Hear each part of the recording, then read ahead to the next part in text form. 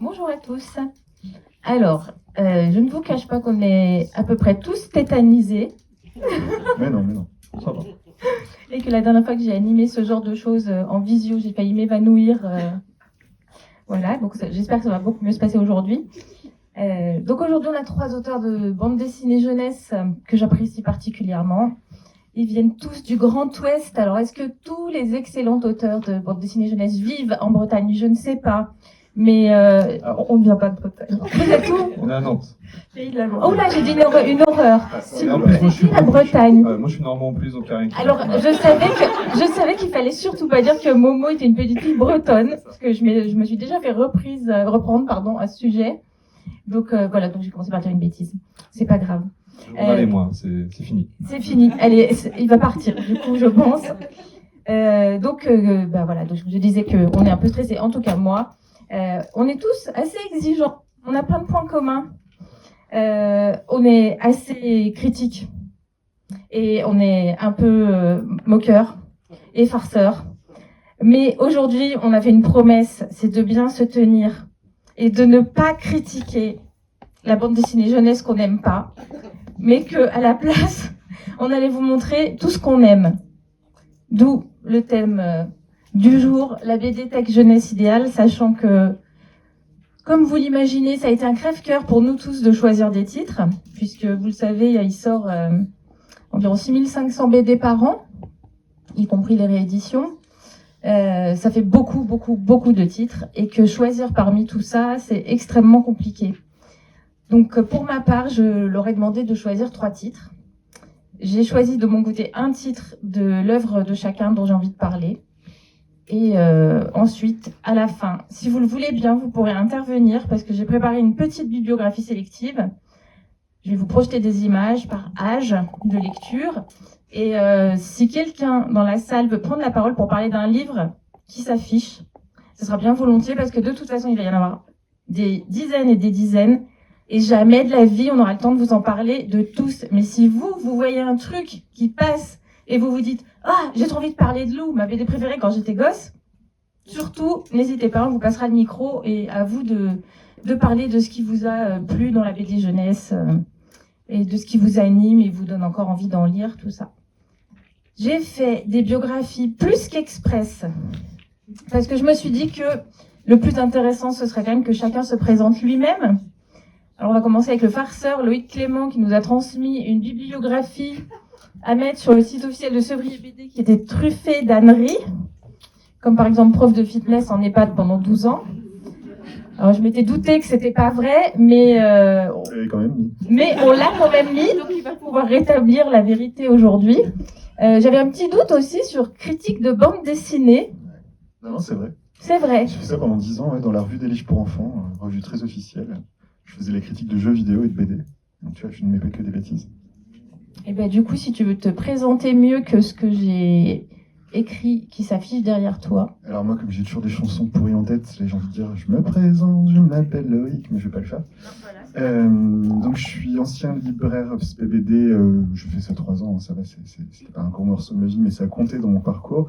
J'ai été bibliothécaire jeunesse, non pas 10 ans, c'est pas très grave, mais 20 ans en fait, parce que je suis pas si jeune que ça. Et pour le coup, je suis scénariste à temps plein depuis pas si longtemps que ça. J'ai fait des sauts comme ça de garder un métier un peu sûr parce qu'on m'a appris qu'il fallait garder un vrai métier. Et puis écrire, et puis vite je revenais au vrai métier. Et là maintenant je fais vraiment le faux métier tout le temps. J'écris tout le temps. Et en fait j'ai jamais été aussi heureux de faire ça de ma vie. Enfin, c'est le boulot que je veux faire tout le restant de ma vie, tant qu'on veut bien de mes livres. Donc juste un truc, moi je me sens pas du tout auteur jeunesse, je me sens auteur tout court. On en parlera parce que même dans les coups de cœur, vous verrez, j'ai vraiment un truc, ce qu'on qualifie de jeunesse, moi c'est un truc que je comprends pas bien, c'est un truc éditorial évidemment, ou même de bibliothécaire ou de libraire pour vendre ou prêter derrière des livres. Mais quand j'écris, je me pose pas du tout ces questions-là. Donc on y reviendra, mais je me sens auteur tout court, moi. Voilà. Et puis sinon, je voulais dire que j'adore les Lego comme Jonathan, ce qui va faire le lien avec mon voisin. Alors, pour Loïc, j'ai choisi comme coup de cœur Le voleur de souhaits, qui est une bande dessinée dite jeunesse, que pour ma part, je trouve tout public.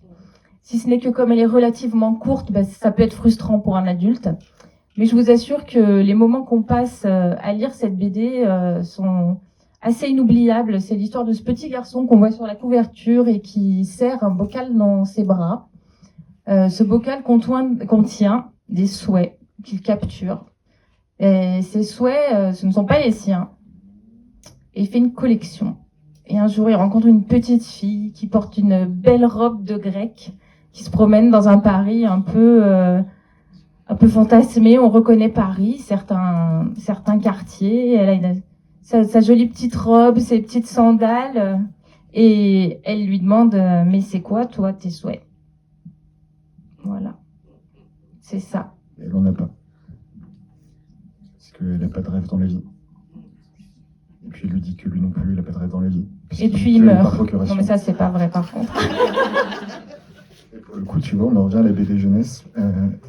C'est dans une collection qui s'appelle Les Contes des Cœurs Perdus, qui est une collection classifiée jeunesse. Et pourtant, c'est le seul album qui, quand il est sorti, n'est pas classifié Delcourt Jeunesse. On voit le petit logo en bas. Il n'a pas été vendu comme de la jeunesse. Donc c'est vraiment quelque chose, j'en reviens à ce qui est BD jeunesse, BD tout public. C'est vraiment quelque chose de marketing pour le coup. Parce que pour moi, j'ai pas fait de différence quand j'ai écrit Le Voleur de Souhaits que les autres titres de la collection, que ce soit Jeannot, Chaussette, Le Silence et d'ombre, etc. Donc voilà, c'est vraiment une notion très intéressante, la BD jeunesse, parce que de mon point de vue, quand j'écris pas de la BD jeunesse. Vraiment, je fais pas de distinguo, j'ai fait des BD dites adultes, Les Jours Sucrés par exemple. Je sais pas du tout dire en quoi mon approche de l'écriture aurait été spécifique à un genre, enfin c'est pas un genre, mais à un public plutôt qu'à un autre. Voilà. Et Le Voleur de Souhaits, c'est assez symptomatique. Ça me fait plaisir que tu l'aies choisi parce que c'est vraiment l'une des premières fois avec Chaussette où je me suis dit on peut aborder des thèmes pour tout public qui sont pas forcément très sexy. Là par exemple ça parle de la dépression en fait. Quand on n'a pas d'envie propre, quand on n'a pas de rêve dans la vie, quand on vit par procuration ou quand on sait pas ce qu'on veut et ce qui nous rend heureux. Le sujet n'était pas forcément facile à vendre et donc le biais du conte à chaque fois ça m'aide.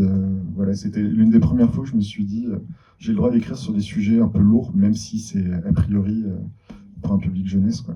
Donc voilà, c'est un livre important aussi pour moi parce que c'est ma rencontre avec mon ami Bertrand Guetignol, donc je suis très content que tu aies choisi ce livre. C'est un plaisir. On va passer à Amélie Fléchet. J'ai piqué ta biographie sur ton site. Et je me suis très succincte. Voilà, très très succincte. Je ne sais pas si tout le monde saura ce que c'est que concept artiste.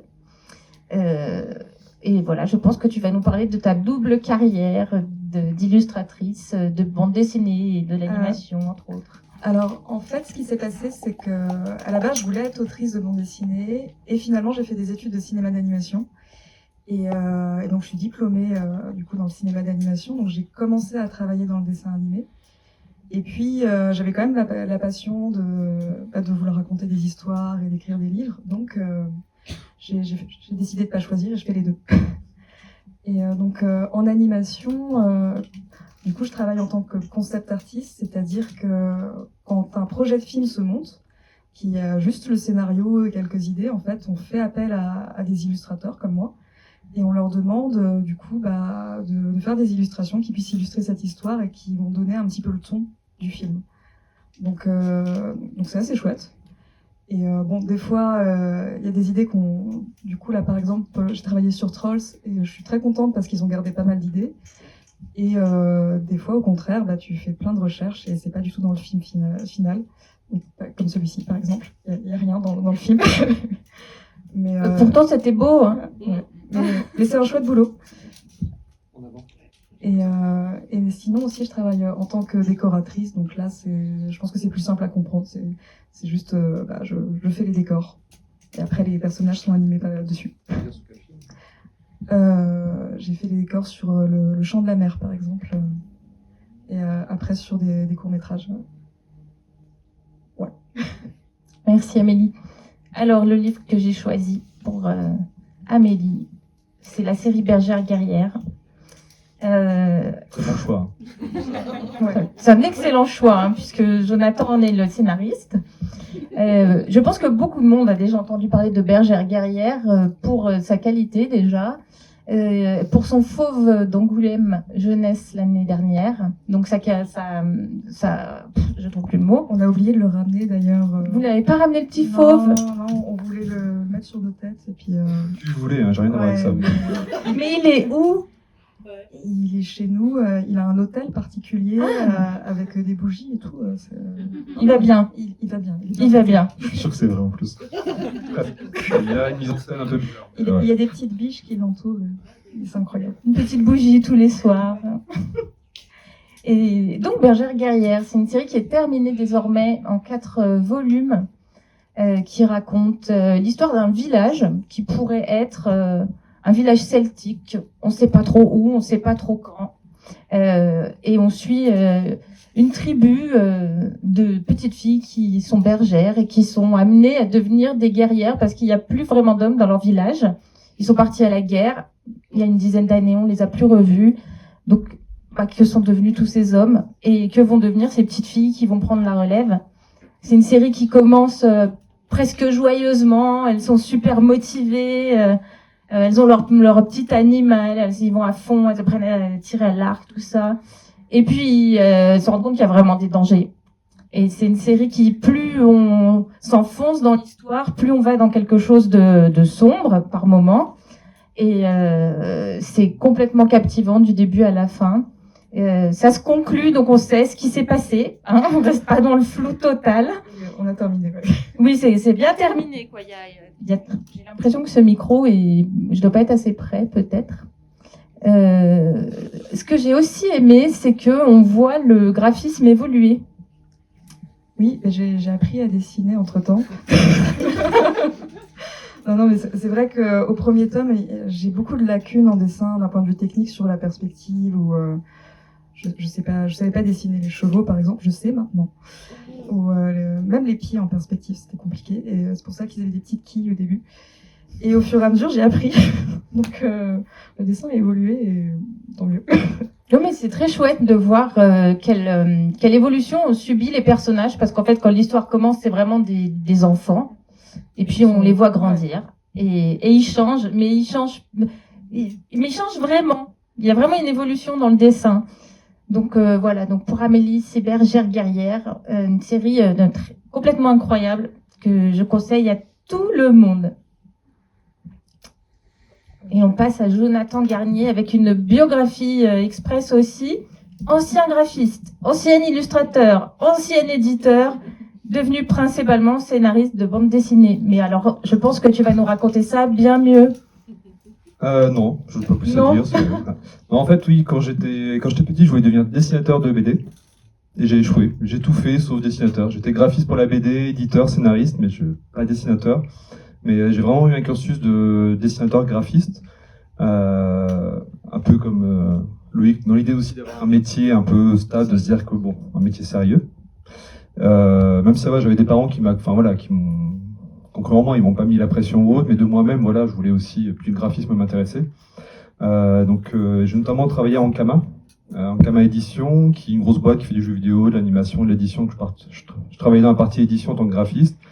Vu que je m'intéressais vraiment je suivais plein de dessinateurs vraiment pour leur travail et je proposais pas mal de profils à une personne, Run en fait, l'auteur de Moutafocas qui chapeautait un peu l'édition. Donc à un moment il m'a proposé de l'accompagner sur l'éditorial du coup voilà, je suis passé éditeur et le côté scénario est venu quand j'ai lâché le dessin un peu pour m'intéresser à la photo.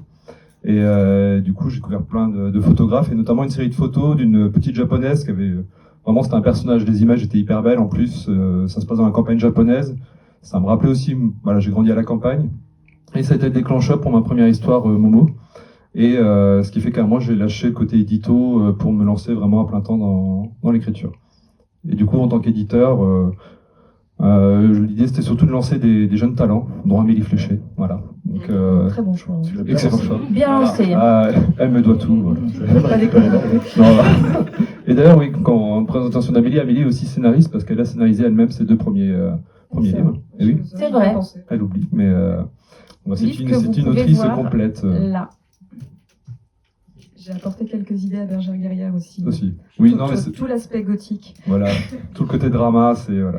Non mais effectivement, et c'est vrai que si on peut le dire aussi sur Bergère, autant sur les autres livres, c'est vraiment moi qui ai mené le scénario de A à Z. Sur Bergère, c'est vraiment une collaboration où même l'idée de base vient de dessin d'Amélie, qui justement pour une revue, enfin un collectif qui s'appelait Cavalerie, fallait dessiner des chevaux. Et effectivement, elle ne savait pas dessiner des chevaux, pas fallait dessiner des chevaux. L'idée c'était de faire des cavaliers, donc on imaginait des chevaux. Des chevaliers en armure classique, quoi. Et Amélie s'est dit, bah non, moi je vais faire des boucs, c'est plus sympa à dessiner. Et de ces, elle a mis des bergères guerrières dessus, et tout est parti de là, voilà. À partir de là, on a fait 300 pages de BD. Et... Donc pas de passion pour la Côte de Maille.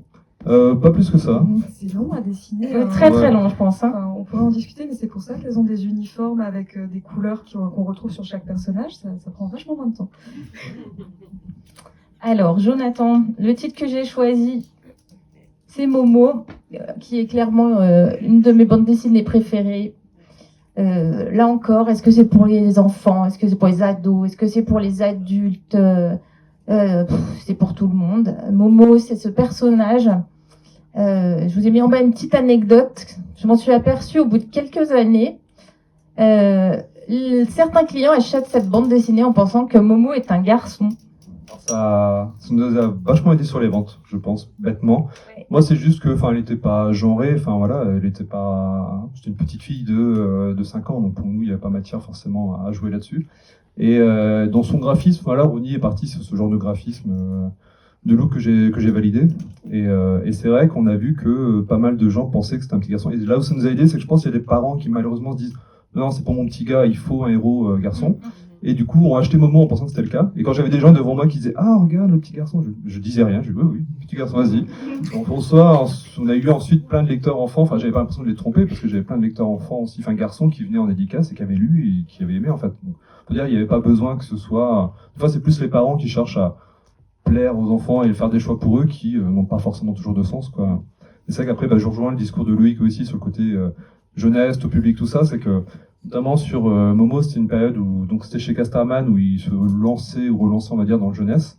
Du coup, à un moment, ils ont refait la charte de l'album en faisant truc très jeunesse et enfantin. J'ai dit non, enfin, j'avais l'expérience d'éditeur d'avoir notamment accompagné Amélie sur des salons et de voir qu'elle avait aussi un public adulte, de gens qui étaient très curieux de genre de récits. J'ai dit non, pour moi c'est du tout public. Si vous le chartez trop jeunesse, on va se couper d'un public. Et effectivement, ça s'est révélé que c'est pas que les enfants qui venaient en dédicace, c'est les parents qui avaient lu aussi, des fois juste des adultes qui l'avaient acheté pour eux. Et c'est vrai que je comprends l'idée, effectivement, commerciale des éditeurs qui classent pour aider aussi les libraires. Enfin voilà, ça aide évidemment. Et je pense que le fait qu'on mette en jeunesse, c'est souvent qu'on a des héros enfants en fait. Du coup, tout de suite, c'est jeunesse, mais c'est vrai que comme Louis, quand j'écris, je me dis pas, alors c'est pour les enfants, qu'est-ce que je dois faire? Alors, je fais gaffe comme dans Bergère, ce qui est pas du tout gore, violent, inutilement.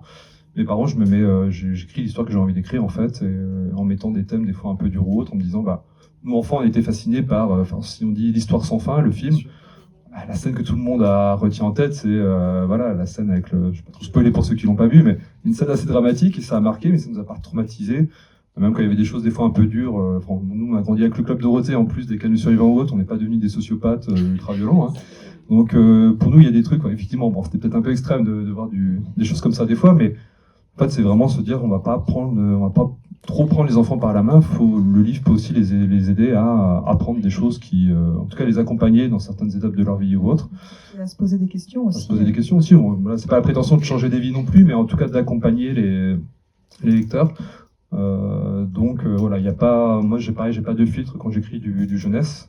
C'est vrai qu'on se retrouve là-dessus de toute façon avec le Loïc, c'est qu'on écrit tout court en fait. On essaie d'écrire des personnages cohérents, crédibles, attachants. On essaie d'écrire de bonnes histoires et après ça fait, voilà, c'est au lecteur de s'accaparer.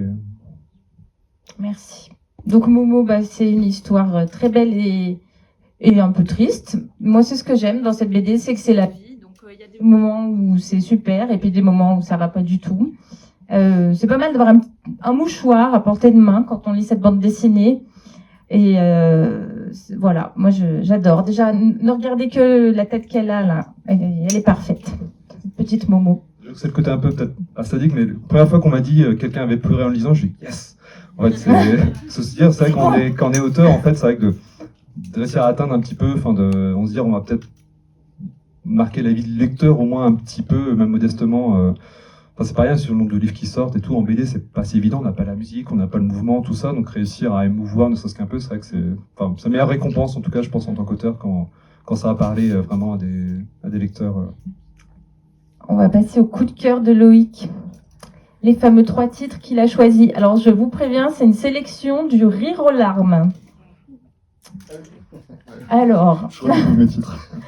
à titre personnel, je ne connaissais pas The Blue Cops, que j'ai donc découvert. Il va vous en parler, c'est complètement déjanté.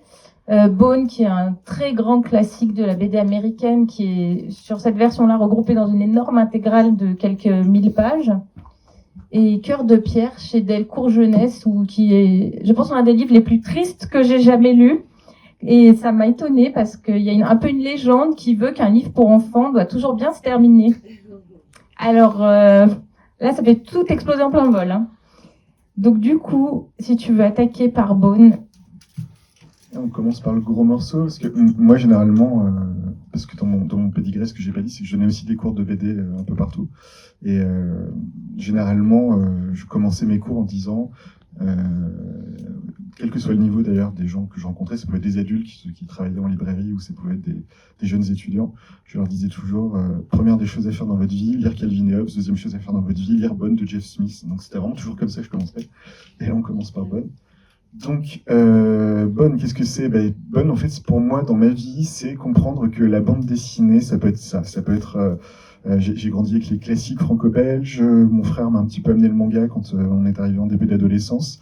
Et un jour, j'ai mon voisin, François Denost. Je me dis, tiens, si François, si tu regardes la vidéo, qui me prête le tome 1 de Bone qui vient de sortir. Et je me prends une claque monumentale parce que pour moi, bêtement, les comics jusqu'à présent, c'était juste du super-héros, quoi. En fait, clairement, c'était de la cape, des pouvoirs. Et là, je découvre une histoire qui est vraiment digne du merveilleux. Il y a un petit côté Tolkien, mais plus côté Bilbo le Hobbit, hein, moins Seigneur des Anneaux, plus Bilbo. En tout cas, au début. Parce qu'on n'est pas vraiment dans l'épique au début. On est sur 3 petits bonhommes dont on peut voir, vous voyez, sur le dragon, l'un des représentants. Ils s'appellent des bonnes. Donc, c'est 3 cousins. Et le début de l'histoire, c'est qu'ils ont été expropriés, enfin, ils ont été plutôt bannis de leur vallée.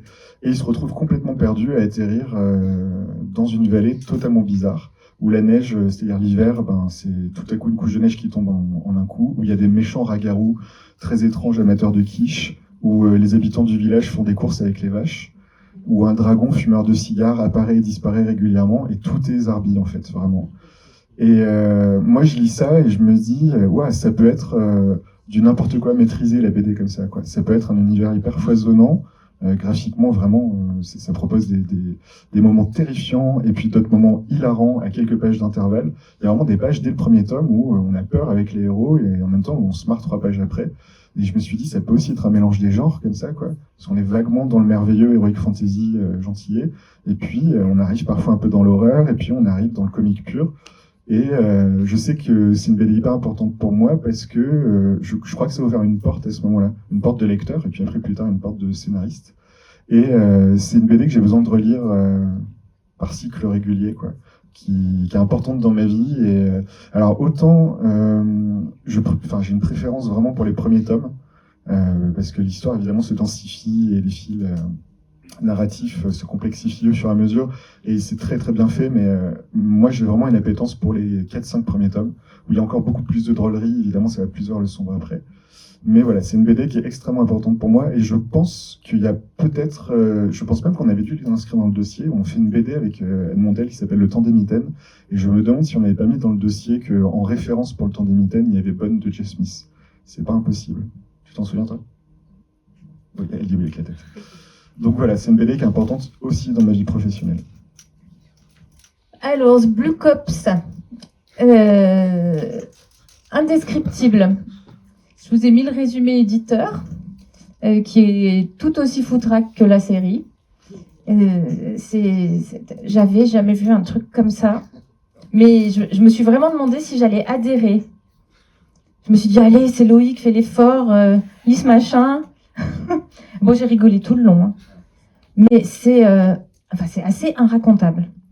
Le pitch de départ est très simple, c'est un commissariat avec des branquignoles, en fait. Et je sais pas quel est le pire bras cassé, parce que ce sont évidemment que des bras cassés qui travaillent dans ce commissariat. Ils travaillent, il faut le savoir, sur des affaires totalement inintéressantes, sans intérêt, mais jamais. En fait, c'est même le principe de base. Et ils le prennent parfois pour certains d'entre eux très au sérieux. D'autres sont totalement incapables parce qu'ils n'ont pas les neurones nécessaires pour comprendre des trucs très simples. Et surtout, en fait, donc c'est une BD moi qui m'a marqué parce que je crois que j'ai jamais hurlé de rire autant sur vraiment, j'en ai pleuré de rire. Vous savez, avec les larmes qui coulent. Je me rappelle d'une scène en particulier où il y a un personnage, Tistouille, qui a toujours de la morve qui coule du nez, qui ressemble à rien. On le voit là. Hein. On le voit Tistouille, oui, ben voilà, exactement.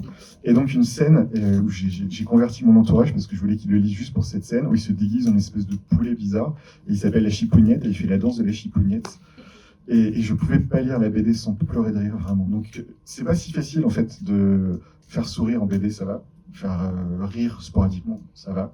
Mais réussir à maintenir un niveau où vous êtes tout le temps à deux doigts d'exploser de rire quand vous lisez un truc. Voilà. En tout cas, moi, je dois être très, je dois avoir un côté régressif ou très arriéré, je sais pas. Moi aussi, alors. Toi aussi, ouais, d'accord.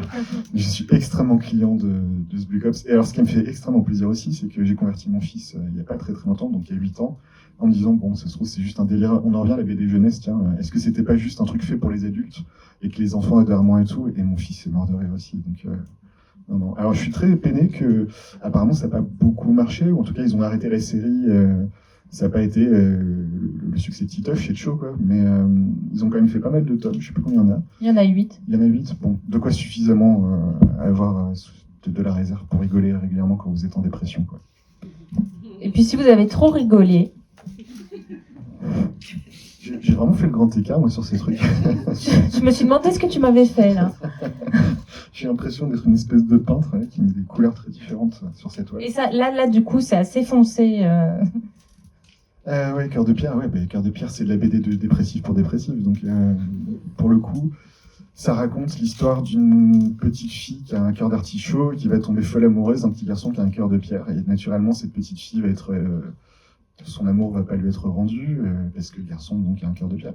Et tous les jours, elle va lui offrir une feuille de son cœur, une petite feuille d'artichaut comme ça. Et le garçon, ça va lui faire ni chaud ni froid. Et petit à petit, au fur et à mesure qu'elle lui donne son amour, elle se flétrit de l'intérieur parce qu'elle n'est pas aimée en retour, quoi. Et effectivement, ça finit pas forcément très bien. Et pourquoi j'ai mis ce titre? En fait, moi, j'ai mis ce titre parce que si je fais ce métier, c'est en énorme partie grâce à Séverine Gauthier. Séverine, je parlais tout à l'heure de déclic de lecteur quand j'ai lu Bonne. Séverine, ça a été mon déclic de lecteur quand j'ai commencé ce métier, c'est-à-dire quand j'ai commencé à être professionnel, scénariste de bande dessinée. Je suis parti sur des choses qui étaient assez éloignées de moi finalement. J'ai commencé à faire des livres qui n'étaient pas vraiment ce que je portais en moi. Et un jour, j'ai découvert ce genre de titre et je me suis dit, ah, mais on a le droit de faire ça. On a le droit d'écrire des livres sur des sujets. Et du coup, c'était open bar après, parce qu'elle m'a présenté son éditeur, Thierry Jour. Et il a accepté tous mes livres sur le deuil, la maladie, la folie, la dépression. Et il m'a tout pris. Tout ce que j'avais envie d'écrire depuis longtemps, qu'aucun éditeur ne voulait éditer. Lui m'a dit non, mais pas de problème. Je travaille avec Séverine, je suis blindé, je peux tout faire. Je rigole un peu, mais en fait, c'est ma cousine d'écriture, donc c'était important pour moi de choisir un livre d'elle. J'aurais pu choisir L'Homme Montagne, mais je me suis dit, comme Amélie est là, je vais pas faire le flag Horner, mais franchement, c'était pas gênant. Ouais. Mais j'aurais tout à fait pu mettre L'Homme Montagne. Et j'ai mis celui-ci parce que, très justement, tu remarques, Gaël, que c'est un livre dark, quoi. Et j'aime beaucoup le fait qu'on n'ait pas d'obligation. J'en discutais un peu avec Charlotte Mundick, cette espèce d'idée de happy end à tout prix, quoi. Et moi, ça m'emmerde, en fait. Enfin, et là, pour le coup, alors si, il y a quand même un garçon au cœur d'or qui apparaît, voilà, qui laisse une lueur d'espoir et tout ça, mais pour le coup, moi, je suis assez client d'être, comme on peut parfois, un reflet de la vraie vie, et des fois, c'est pas le happy end hollywoodien, quoi. Voilà. Donc c'est un livre important pour moi aussi, pour la narration. J'en dis 2 mots. C'est qu'on est entre l'album jeunesse et la BD. Et ça aussi, c'est important pour moi parce que je me suis dit, on n'est pas obligé de faire des gaufriers avec des bulles partout. On peut aussi jouer entre les codes de l'album d'illustration jeunesse et de la bande dessinée. Et du coup, je fais des livres aussi comme ça maintenant. Voilà. C'est tout. On passe au coup de cœur d'Amélie. C'est la pression. Dans la sélection d'Amélie, j'avais Toulouse of Spinning, ce qui est très étonnant parce que je suis totalement fan de Tillie Walden.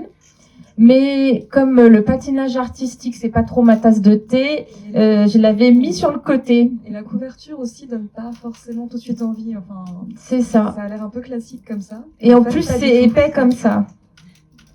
Donc, il est resté dans un coin pendant longtemps. Et puis là, j'allais dire, j'ai été obligée de le lire, mais je peux pas dire ça parce qu'en fait, j'ai tellement aimé que je suis ravie que tu l'aies choisi. Donc, puisqu'on est sur celui-ci, si tu veux attaquer avec Spining. Un peu comme toi, ça a été un coup de cœur parce que c'est vraiment virtuose en termes de narration et c'est une histoire assez simple en fait. Elle raconte son adolescence quand elle faisait des concours de patinage artistique et en parallèle de ça, elle parle aussi un peu de son éveil à la sexualité et bon de ce qu'elle va découvrir par rapport à elle-même. Je vais pas trop spoiler. Mais Sur le résumé, en fait, je crois. ouais. Je l'ai mis. Ah oui, bah voilà, elle découvre son homosexualité en même temps. Et c'est vraiment très fin au niveau de l'écriture. Enfin, moi, ça m'a mis sur le cul. Je me suis dit, ah ouais. Non, mais ça, c'est le patin à glace, là. Ouais. Petite chute au passage. Ouais, voilà. Non, mais il y a une maturité en fait dans ce récit, alors que c'est un premier livre. Et j'étais un peu jalouse quand même. Je me suis dit, ah ouais, quand même, elle est balèze. Et effectivement, ces livres suivants étaient aussi très bons. Donc, Non, c'est vrai qu'elle est très très forte parce qu'en plus c'est ce genre de livre qui se déroule un peu à huis clos et puis alors en plus c'est les vestiaires, ça pue, les patinoires, il fait froid. Il y a une espèce de truc où on se dit elles doivent pas être tout le temps bien, il faut qu'elles se tirent les cheveux, qu'elles se maquillent, elles sont pas forcément toujours à l'aise avec ça. Et pourtant, le graphisme est très simple, les expressions sont à peine suggérées des fois, et elle arrive à vraiment à mettre beaucoup de force dans son récit. Et c'est impressionnant. Totalement. Je valide à 100% Ouais. Spining et je valide tout Tillie Walden. Complètement différent. Alors, Billy Brouillard, moi, c'est un peu comme Loïc avec Cœur de Pierre. Je pense que ça fait partie des livres qui m'ont donné envie de faire des livres. Je l'ai découvert quand j'étais étudiante et à mon avis, c'était un peu en même temps aussi que j'ai découvert Hilda de Luc Persson. Et c'est un peu les deux livres fondateurs qui m'ont fait dire, comme Loïc, on peut faire ça en BD. Et avec des thématiques un peu sombres, avec un graphisme aussi inhabituel pour de la bande dessinée jeunesse. Et ce que je trouve intéressant dans Billy Brouillard, c'est que même il y a des cassures dans la narration. On a du coup il y a des parties de l'histoire, puis après il y a des parties un peu encyclopédiques. Il se permet des digressions. Et non, c'est vraiment un des livres fondateurs. Je pense que c'est pas pour rien que mon premier livre a été fait en noir et blanc. Alors j'ai mis ce Billy Brouillard là complètement au hasard parce que tu m'avais pas précisé lequel. Il faut savoir que Billy Brouillard c'est une série qui s'est pas mal déclinée. Tu parlais notamment des encyclopédies et je crois qu'au cumul il doit y avoir 2 cycles, 2, 3 plus 2 à part ou quelque chose comme ça au minimum. Et non, puis même au point de vue de l'écriture c'est assez chouette. C'est à la fois sombre mais drôle, un peu grinçant. Et il y en a même un avec des lunettes 3D. C'est quand même pas mal, quoi. Et ton troisième choix, là pareil, je valide complètement. Le Veilleur de brume, là on le voit sous sa nouvelle forme en intégrale, donc un énorme et superbe pavé. C'est une histoire vraiment très chouette, Le Veilleur de brume. Donc c'est un peu comme Bergère Gaillard, ça se passe dans un petit village. Et on a ce petit cochon en fait qui est le gardien de la barrière du village parce qu'il y a des brumes un peu toxiques qui menacent du coup en permanence de venir dans ce village-là. Donc lui, il a un moulin qui fait que ça repousse les brumes. Et c'est un livre qui parle de l'abandon, de la perte et puis aussi de se dépasser. Puis des grosses responsabilités. C'est ça. Et j'étais très surprise parce que le graphisme est extrêmement mignon. On a ces petits animaux et tout. Il y a un petit renard, un hippopotame. Mais c'est vrai qu'on le voit pas sur la couverture, mais en fait, les personnages sont comme des petits animaux, des petits cochons, des petits renards. Ça fait très mignonnet. Et ça va beaucoup plus loin, en fait, que ce qu'on s'attend. Moi, j'étais vraiment très, très agréablement surprise. C'est très bien mené du début à la fin. Et puis, visuellement, c'est fou. Après, c'est des anciens de Pixar, donc c'est un peu normal. Ils sont très, très bons. Oui, vous connaissez peut-être le film d'animation, d'ailleurs, The Dame Keeper. Ils ont aussi fait Oni, une série qui est sur Netflix, très sur le même chouette studio. aussi. Ouais. Merci Amélie. Et on passe au coup de cœur de Jonathan. Alors là, j'avais tout lu. Ce que j'ai mis. Ok. T'as mis Yotsuba, Ouais. Cet été-là et Magda. Et on commence par Yotsuba. Ouais. Alors Yotsuba, alors, c'est pas forcément des trucs que j'ai lus enfant, tous ces titres-là.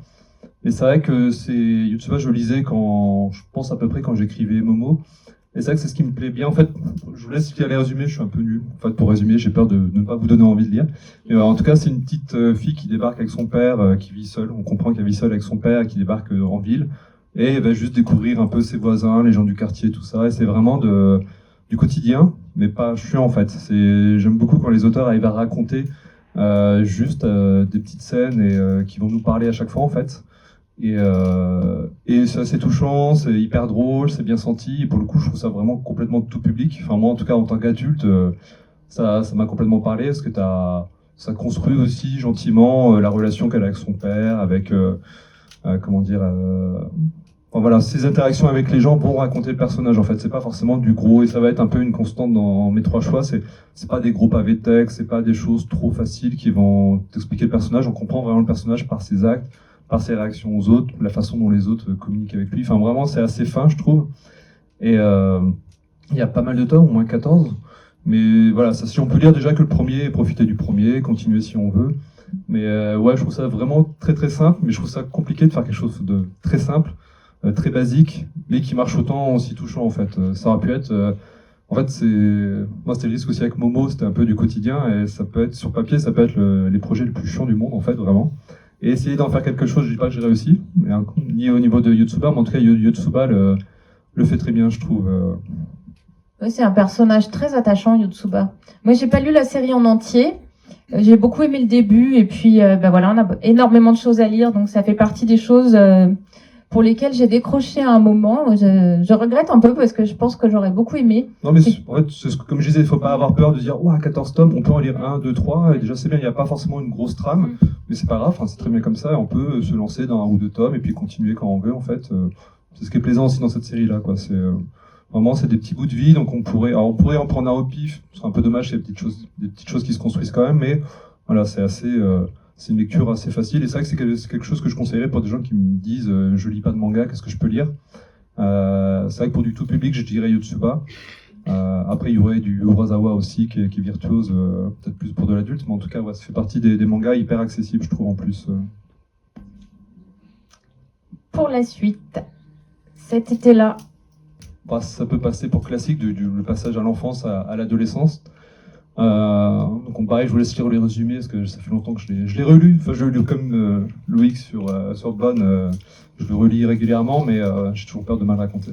Mais en tout cas, on va vraiment par des scènes simples, en fait, le passage donc de l'enfance à l'adolescence, mais vraiment sur encore de la chronique. En fait, je pense que c'est aussi, comme j'ai arrêté le dessin pour m'intéresser à la photo. Et dans la photo aussi, c'est aussi ce qui m'intéressait, c'est ce côté des moments de vie en fait. Des fois, juste une photo, une bonne photo, ça peut nous parler, ça nous donne envie de savoir ce qui s'est passé avant, après, dans la vie des personnes qu'on voit par exemple. Et je ramène un peu ça à une case en fait. Je trouve une photo, c'est un peu comme une case, c'est un instant T qui donne envie, qui raconte un bout d'histoire. On joue un peu sur l'ellipse, ce qui s'est passé avant ou après. Et je trouve il y aurait presque un côté documentaire, je trouve, dans la façon dont est mené cet été-là, où on suit vraiment des adolescentes. En nous montrant des fois des choses vraiment anodines, mais en fait on comprend que ça construit le personnage, mais comme nous en fait il y a des choses qui nous ont marqué dans la vie, c'est pas des grands événements en fait, c'est des petites choses, des choses qu'on a entendues. Donc, notamment parmi les deux adolescentes ou préadolescentes, il y en a une qui reste très enfant en fait, qui adore jouer, danser, tout ça, et l'autre commence à s'éveiller un petit peu et curieux des gens un peu plus âgés, des ados, des histoires d'amour, tout ça. Et je trouve des fois on peut vivre ça aussi avec des grands frères, des grandes sœurs. Enfin, je trouve à quelques années près, on n'a pas le même cercle d'amis, on peut vite. Il y a vraiment passé un cap, je trouve, à un certain âge, on commence à vraiment s'intéresser on se découvre en fait pas mal. Et j'aime beaucoup l'enfance, enfin parler de l'enfance et de l'adolescence, c'est des moments où on vit des choses des premières fois, des choses assez fortes souvent. Et en tout cas, ouais, cet été-là, le fait avec vraiment beaucoup de justesse, je trouve. Et peut parler donc là, c'est 2 adolescentes ou préadolescentes, mais vraiment en tant qu'homme, adulte et tout, j'ai complètement adhéré à ce qui était raconté. Et ça marche très bien en tout cas. Et c'est très fin. Et le graphisme, donc ce sont des cousines, si je dis pas de bêtises. Elles sont cousines, oui. Elles sont cousines, ouais. Et l'histoire, la narration, enfin, je suis assez fan aussi de Juliane Tamaki pour sa mise en scène qui est hyper efficace et hyper juste. Et je trouve ça, en fait, c'est assez sensitif. On prend pas par la main, on nous explique pas par des dialogues, comme je disais, mais c'est vraiment, on nous laisse ressentir les choses, on laisse la place aux cases. Donc c'est vrai que c'est des gros pavés. Moi, je suis assez, même quand j'écris, j'aime bien avoir de la place. pour justement avoir la place de temps en temps mettre des petites scènes qui ne racontent pas l'histoire, mais racontent le personnage en fait. Et voilà. Enfin, c'est vraiment un exemple pour moi de ce genre de narration cet été-là. Et si le titre vous dit quelque chose, c'est peut-être parce que ça a été adapté au cinéma il y a quelques mois. Film français. Ah, je savais pas. Si. J'ai pas vu. Ah, bon. On a quelqu'un qui nous dit c'est nul. Ouais. Moi, je me suis pas risquée parce que j'ai une telle estime de ce bouquin que j'ai eu un peu peur d'aller voir ce que ça pouvait donner. Donc voilà, je me suis abstenue. Quand ça passera à la télé, peut-être. Moi, j'ai déménagé il y a pas longtemps, là, et donc j'ai déballé les livres, et c'est très rigolo parce que je pense que mon inconscient a parlé. J'ai rangé cet été-là à côté de Craig Thompson, Blankets, et je les ai vus à côté, je me suis dit, ça va très bien ensemble. Et pour moi, c'est vraiment les auteurs que j'utilisais pour Bonne, et c'est vrai que Bonne aussi était une grosse claque de me dire, les comics, c'est aussi ça. Et c'est vrai que le premier, peut-être, graphic novel, enfin, vraiment BD américaine que j'ai lu, c'était Adieu Chunky Rice, je crois, enfin, un des premiers de Craig Thompson, qui était Chez Delcourt, claque, pour le et pareil, coup, je me suis dit, mais on peut faire ça, en fait. Ouais. Et ouais, Craig Thompson, c'est pareil, parmi les grosses références américaines. Bon, alors pour ton troisième choix, je suis ravie que tu aies choisi Magda, cuisinière intergalactique, puisque c'est un titre qu'on a mis nous-mêmes avec Sevrier BD et nos partenaires dans notre sélection du prix Splash Junior. Partenaire présente ici. Et c'est un livre totalement surprenant par son illustration. L'histoire, bon, c'est un peu plus classique, c'est un genre de Top Chef dans l'espace, totalement déjanté. Et c'est vrai que je voulais le mettre d'autant plus que je suis triste qu'il soit pas plus mis en avant. C'est vrai que pour moi, il aurait dû être en sélection, prix ACBD, prix Angoulême, tout, parce que c'est vraiment un titre hyper complet, hyper généreux. Bon, ce qui le dessert un peu, je pense, c'est la couverture qui ne transmet pas vraiment les qualités du dessin à l'intérieur. Et le dessin peut pas assez particulier, peut paraître particulier, les couleurs aussi, mais là, il y a le 2 qui vient de sortir et qu'on a lu avant de venir et qui est tout aussi bien, en fait. Et comme tu dis, c'est une sorte de un peu Top Chef dans l'espace. C'est vrai c'est le genre de schéma qu'on pourrait retrouver peut-être dans les mangas. Avec des shonen. ingrédients de l'espace. Aussi, ouais. Et c'est vrai qu'on pourrait retrouver un peu dans le shonen, c'est-à-dire les mangas un peu où compétition, tout ça, on a des rivaux. Et ça le fait de façon hyper intéressante, hyper juste. Les personnages sont écrits. Je le dis parce que je trouve ça bien rare, en fait, des fois dans les BD, peut-être aussi jeunesse, d'avoir des persos vraiment intéressants, écrits.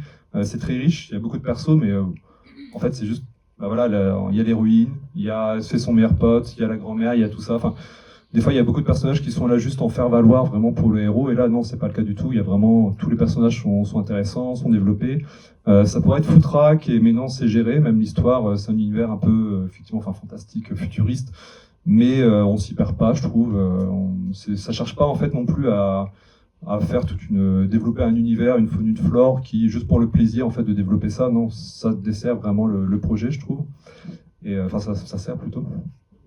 Et en tout cas, ouais, c'est assez fun et l'héroïne est hyper attachante. Enfin, je trouve que ça mélange, c'est ce que j'aime bien aussi, ce qu'on trouve, je trouve, dans nos histoires, mais aussi à toi pour certains, parce qu'il y en a qui sont vraiment plus tristes, mais mélanger justement l'humour, comme tu disais pour Bonne, on peut passer de l'humour au drame, à l'aventure, et je trouve que c'est le genre de récit qui le fait très bien, en fait, et ça peut vraiment parler à tout le monde, et voilà, je trouve que c'est une petite injustice que les gens n'en parlent pas plus et ne mettent pas plus en avant, parce que pour moi, c'est une des meilleures séries jeunesse sorties dernièrement, une des plus efficaces, des plus fun, et que j'attends vraiment, comme j'attends des fois des One Piece ou autres, bon, peut-être un peu plus One Piece quand même, mais voilà, que j'attends en me disant vivement la suite, parce que je sais que je vais découvrir des choses, je sais que je vais être surpris, je sais que les persos vont continuer d'être développés, et malheureusement, je trouve ça, on avait dit qu'on critiquait pas trop, mais je vais pas avancer. Ah bon, on va citer personne. Bon, mais je trouve que ça devient rare un peu, et je trouve qu'il y a beaucoup de projets des fois un peu faciles ou un peu rapides, et là non, on sait que, et d'ailleurs c'est un scénariste qui n'avait pas forcément fait de BD jeunesse, si on doit parler de jeunesse. Et quand il était question que peut-être que je refasse de l'édito, c'est vrai que je m'étais dit j'aimerais bien l'amener vers ce genre de projet vraiment tout public et tout, et je suis ravi qu'il l'ait fait parce que voilà, il l'a très bien fait, et la dessinatrice l'accompagne vraiment à merveille sur ce projet. En tout cas, tu as parlé de surprise. J'allais parler des coups. Vas-y, parle des coups. Il faut rappeler l'importance d'une couverture pour un livre, en fait. On est en dédicace la semaine dernière chez un libraire qui nous a dit c'est mon coup de cœur jeunesse, mais j'arrive pas à le vendre. Du coup, je lui dis ah bon, pourquoi? Parce qu'il paraît que c'est génial, mon fils adore en plus. Et il me dit non, mais les coups ça passe pas. Donc tu vois l'importance de la couverture. La deuxième est un peu mieux graphiquement, mais les couleurs sont un peu dures. Ouais. Donc ouais, c'est un peu. C'est comme Spining en fait. Quand on regarde la couverture, on se dit ça va être quoi? Juste les nanas qui font du patinage artistique, et c'est tellement plus que ça. Mais bon. L'importance de la couve. Ouais. Je rebondis juste sur ce que tu disais sur la surprise. C'est vrai qu'en tant que lecteur, moi je partage ce point de vue, c'est qu'on en lit beaucoup, beaucoup, beaucoup, surtout en tant que professionnel du livre, et qu'avec les années, c'est de plus en plus difficile finalement de tomber sur des livres où on se dit « Ah bah j'ai jamais lu un truc comme ça », ou « J'ai jamais vu une illustration qui ressemble à ça ». Et moi c'est aussi ce que je recherche, c'est de me dire « Ah bah tiens, ça c'est pas le truc qui ressemble à tel autre truc ». Et il y en a pas tant que ça dans l'année des livres où on se dit « Ah, tiens déjà ça me dit rien, c'est qui fait ça, de quoi ça parle ?» Pour moi, c'est vraiment essentiel de rester surprise, et c'est pas si simple. Et c'est pour ça aussi qu'on voulait vous présenter certaines BD telles que celle-ci, parce que comme tu le dis, c'est une BD dont on parle pas beaucoup, qui pourtant a des bons retours. Des professionnels, des lecteurs. Après, des fois, il n'y a pas non plus la remède miracle. C'est pas parce qu'on trouve un livre extraordinaire qu'on le met en pile dans son magasin, qu'on met des coups de cœur dessus, qu'on fait des articles et tout ce qu'on peut pour promouvoir. Ça prend pas forcément. Et du coup, là, ça on passe de la surprise à la frustration. Mais on a la chance d'être là pour pouvoir vous dire lisez Magda et tous les autres livres dont on vous a parlé. Ouais, et puis typiquement, c'est des livres que vous pouvez défendre sur la durée, en fait. Enfin, je vois, moi personnellement, je suis pas auteur de best-seller, hein, je fais pas des livres qui se vendent. Je suis pourtant très content quand je reçois mes chiffres de vente de voir que chaque année, les livres continuent à se vendre régulièrement. Ils sont pas morts, en fait. Des bouquins qui sont de 2014 continuent, je pense au temps des mitaines, on continue à en vendre très régulièrement. Et c'est uniquement parce que des libraires continuent à les pousser, quoi. Et Magda, peut-être que sur la durée. Le long terme, ouais. Mais oui. Donc, je fais des lèches, mais c'est le travail essentiel de nos amis libraires et aussi des bibliothécaires, pour le coup, parce que le livre continue à vivre aussi via les bibliothèques derrière. On voit sur Instagram, ça s'est démocratisé, la critique. Il y a beaucoup de gens qui parlent des livres maintenant qu'on a les réseaux sociaux. Et c'est vrai qu'on a les surprises régulièrement de voir des livres qui sont anciens, qui sont encore poussés par pas des influenceurs, mais des booktubers. Des booktubers, ouais, j'ai du mal avec tous ces vocables. Et parce que tu vois la petite étiquette de la bibliothèque qui continue à faire tourner ton livre. Donc c'est précieux. Sur la durée, on peut continuer à mettre en avant des livres, forcément, qui n'ont pas tout de suite trouvé leur public, quoi. Alors, on a fini de présenter tous nos coups de cœur. À partir de maintenant, je vais vous passer des images où vous allez avoir des sélections. Je m'excuse par avance auprès des lycéens. On commence par les livres pour les petits. Alors, là j'en ai présenté 4. L'idée c'est pas de vous parler des 4 parce que ça serait très long. J'ai choisi ces 4 bouquins notamment pour vous parler des maisons d'édition concernées. Donc on a La Pastèque en haut avec Crevette d'Élodie Chanta. En bas, on a 2 livres des éditions Biscotto et sur la droite, on a un livre du label 4048 qui est le label jeunesse des éditions 2024. Voilà, donc j'ai mis ça parce que ça montre que, en tout cas de mon point de vue, puisque c'est moi qui ai fait cette sélection, ces petits éditeurs comptent. On connaît pas tous Biscotto, La Pastèque ou 4048. Je pense qu'il y a plein de gens qui n'ont jamais entendu parler de ces éditeurs-là. Et pourtant, moi, je trouve que c'est des livres qui sont vraiment géniaux. Par exemple, tous. Alors, si je les ai mis, c'est que je les aime tous. Par exemple, Boubou et ses amis de Yoon Park, qui est une autrice que j'adore, qui me fait hurler de rire. Alors moi, elle me fait un peu le même effet que Loïc quand il lit Blue Cops. Alors c'est toujours des histoires avec souvent c'est des chatons. Oui, c'est les chats cassent la baraque. Moi, j'ai adoré aussi. Ouais. Et c'est extrêmement drôle. Bon, les chats sont tous tarés. Hein. Faut savoir que c'est pas des gentils chats qui ronronnent, ils font toutes les bêtises possibles. On sait pas s'ils se shootent à l'herbe à chat ou quoi. On sait pas ce qu'ils prennent. C'est chaud, quoi. Donc moi, vraiment, ça, j'adore. Sophie Guérive, que vous voyez sur la droite, Le Club des Amis, c'est une autrice qui a tendance à faire des livres un peu, alors philosophiques, c'est peut-être exagéré comme terme, mais en tout cas qui font réfléchir. Et alors là, pour que ce soit Le Club des Amis ou elle a une autre série qui s'appelle Tulipe, on est parfois dans le limite théologique ou. Alors je suis très perplexe sur est-ce que les enfants peuvent accrocher à ce genre de bouquin. Moi en tant qu'adulte je trouve ça super, les réflexions que ça déclenche, mais vraiment je suis assez perplexe sur et je serais curieuse si des bibliothécaires ont des retours de lecture. Parce que moi, je trouve ça vraiment génial. Nous, on les a pas lus, mais on voit beaucoup passer, je serais curieux de les lire, ouais. Donc ça, c'était le début de ma sélection pour les premières lectures. Juste si je peux rebondir sur Crevette. Rebondir sur Crevette. Ouais, ça me fait bizarre de rebondir sur une crevette, mais en fait, typiquement, c'est le genre de cas de figure où, pour moi, pourtant c'est classé tout petit, mais c'est tout public. Parce que mes enfants l'adorent, vraiment. C'est dans ils ont une toute petite bibliothèque parce qu'on vit dans un tout petit endroit, donc on leur a laissé très peu de livres. Ça fait partie des livres qu'on a laissés.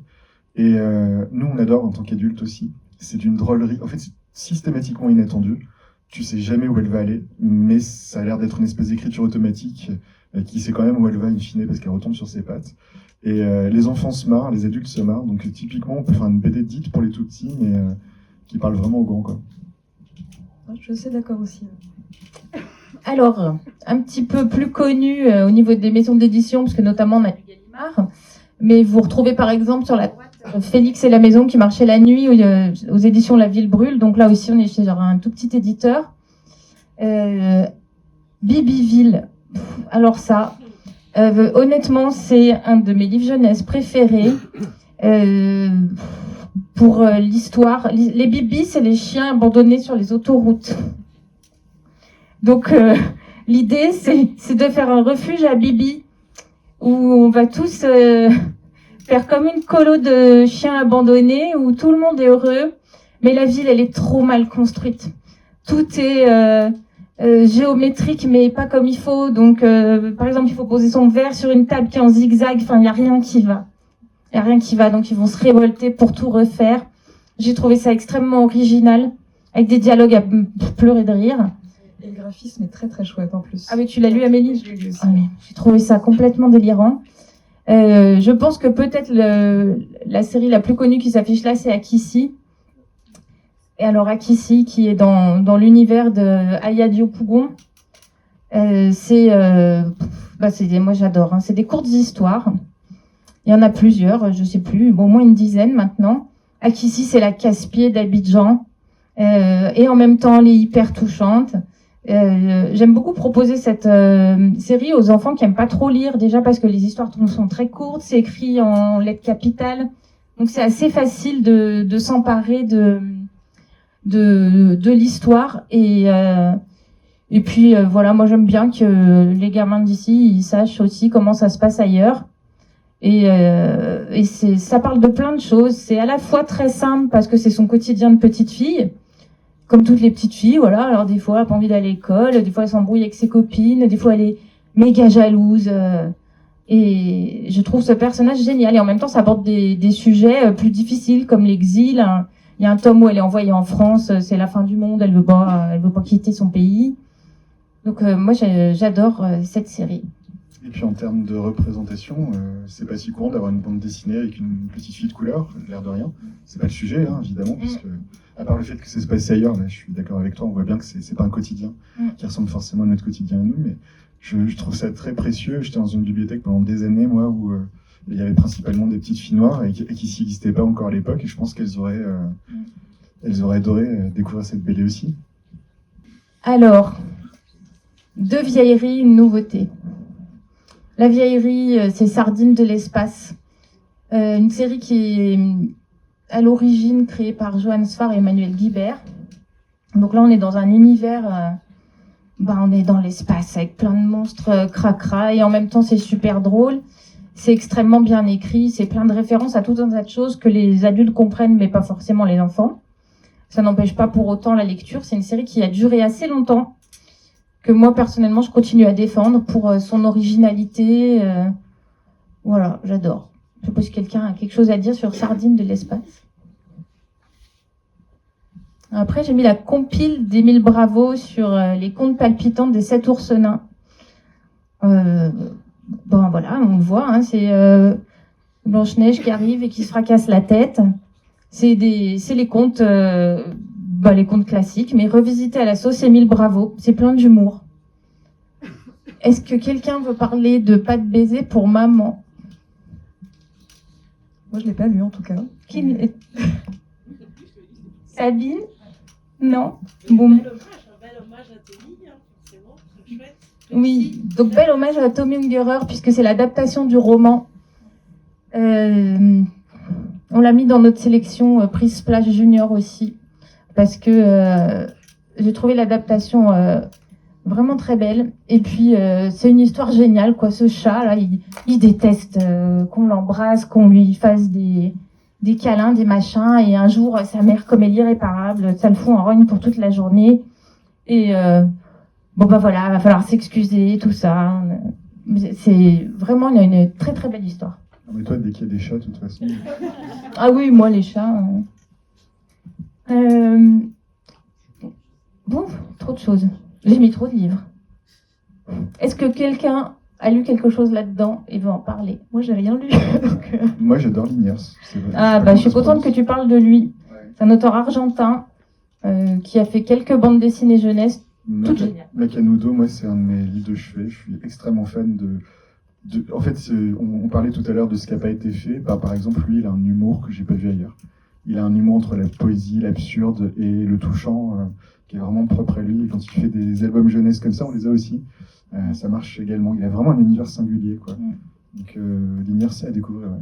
Je pense que c'est quand même très très inspiré de sa propre vie, au vu des petites photos qu'on voit à la fin, souvent. Et Bonne Nuit Planète, je trouve que c'est une des meilleures BD pour apprendre à lire avec une BD, parce qu'il y a vraiment très très peu de texte. Juste quelques mots par-ci par-là, c'est presque une BD muette. C'est très beau, c'est l'histoire d'une petite fille dont le doudou, la nuit, va vivre ses folles aventures. Et puis le matin, elle se réveille, il est toujours là. Alors qu'il a fait le dingue toute la nuit. Alors les lecteurs confirmés. C'est une catégorie très large dans laquelle on pourrait mettre des centaines de bouquins. Donc j'ai essayé de faire quelque chose de très varié. Là, on va dire que grosso modo, c'est alors vraiment grosso modo les livres français marrants, parce que j'essaie quand même de regrouper un peu par thème. Donc à la fois des choses, bon non, j'allais dire récentes, mais non, il y a rien de vraiment vraiment très récent. Bon, c'est tous des coups de cœur, donc qui veut parler de quoi? Bah, moi, je veux bien dire 2 mots sur plein de gens, là, mais en version rapide, tu vois, je vais slammer. Thébault, pour moi, c'est le mec le plus rigolo du monde, parce que quand il fait son Mickey, il fait 3 têtes de plus que C'est les autres Pépé Mickey. C'est génial. Il me tarde d'ailleurs, je crois qu'il a fait un schtroumpf il n'y a pas longtemps. Il n'est pas encore sorti. Voilà, Thébault, je valide à 100%. Et même le dessin, parce qu'on parle de sa drôlerie, mais le dessin est formidable. Le mec est un narrateur hors pair.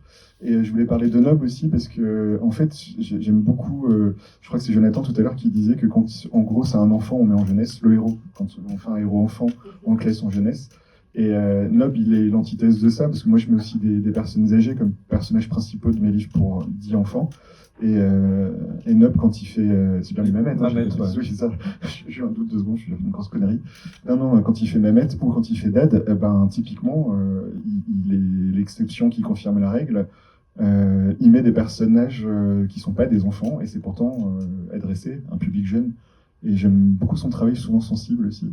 Et là-haut, tout après j'arrête. Hein, mais, non, mais tu peux y aller en encore une demi-heure. C'est vrai. Bon, Astrid Bromure, chez nous, c'est important aussi. Voilà. C'est Anne Montel qui pourrait plus en parler parce qu'elle est vraiment méga fan. Mais nos enfants, moi-même et mon épouse, on est très clients de Astrid Bromure, du travail de Fabrice Parme. Je suis assez d'accord. Moi, j'aime beaucoup aussi. Et les décors. Et c'est vrai que le dessin, enfin l'expressivité des personnages et tout, c'est vraiment très très réussi. Et Bigouden aussi, c'est très sympa. Oh, Bigouden, c'est à hurler de rire. Oui, c'est surprenant.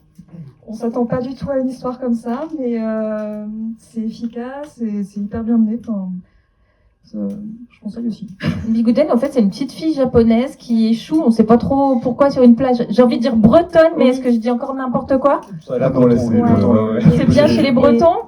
Et là, on a un indice quand même. Hein. Et du coup, il y a des créatures fantastiques bretonnes, des fantômes et tout, et elle doit se battre contre ces fantômes. Tout se réveille dans la forêt. Et le mélange est détonnant. C'est vrai qu'il est un peu, je trouve, en termes d'absurde, on pourrait pas se rejoindre à ce book-up, je trouve un peu. Enfin, vraiment des choses où tu t'y attends pas, tu dis, mais c'est débile ça, en fait. Mais ça marche très bien. Et... Alors moi, c'est Mons Blue Cops, hein, parce que il y a quelqu'un qui peut témoigner ici que quand je l'ai lu, j'ai pleuré de rire. Principalement parce que cette gamine, elle parle pas un mot de français. Le gamin ne parle pas un mot de japonais.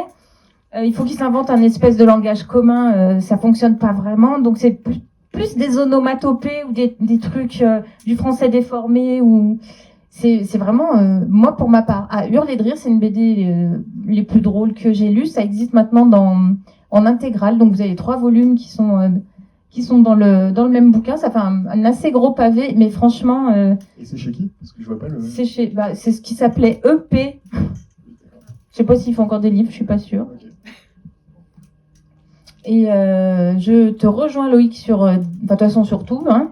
Mais Dad, c'est une série que je pousse à fond. Série ultra familiale. Alors là, ça peut être lu par tout le monde dans la famille, hein, les parents, les grands-parents, absolument tout le monde. Et je crois que c'est un des rares livres où je suis passée en une case du rire en haut à gauche de la page aux larmes en bas à droite. Et il est capable de nous faire le grand écart des émotions. C'est incroyable. En fait, ce type, pour moi, c'est un génie. Ça fait des années que je l'invite et il n'a toujours pas voulu se déplacer parce qu'il aime bien rester chez lui. C'est un peu, c'est mon but. Un jour, j'aurai Nob à Sevrier BD. Je ne lâcherai pas l'affaire. Et ce papa, là, il est complètement un peu paumé. Il a 4 filles à élever. Il a une intello, une coquette, une sportive, un bébé. Il est acteur, mais alors acteur de la loose dans des pubs. Il fait la saucisse. Les filles, elles ont honte de lui. Il monte un espèce de stand-up. Les filles, elles savent plus où se mettre. Et en fait, on ne sait pas trop qui embête plus qui, quoi. Ils se font des petites vacheries. Un coup, c'est le père. Un coup, c'est les gosses. Et puis, il y a plein d'histoires, tout. C'est très, très riche. Ce que j'aime bien, c'est que on pourrait être dans la caricature tout le temps, parce qu'en fait, il pose carrément les bases d'un truc qui pourrait être très caricatural, mais à peu près pour tout ce qu'il fait. Et c'est jamais le cas. En fait, il est hyper productif. Je sais pas comment il fait, parce qu'il produit beaucoup. Et il tombe rarement dans la facilité. Il a quand même une exigence dans son boulot. C'est pas le rire youpla boum, prout sous les bras du tout chez Nob, en fait. C'est beaucoup plus sensible que ça. Et moi, je suis très dans la BD, on va dire grand public, parce que lui, clairement, c'est pas chez Biscotto ou chez 4048 qui publie, mais c'est vraiment de qualité.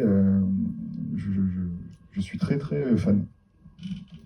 Juste pour finir, un petit mot sur Petit Vampire, qui est une série qui a initialement débuté chez Delcourt et qui s'est poursuivie sous un autre format chez Rue de Sèvres. Alors là, c'est le tome 1.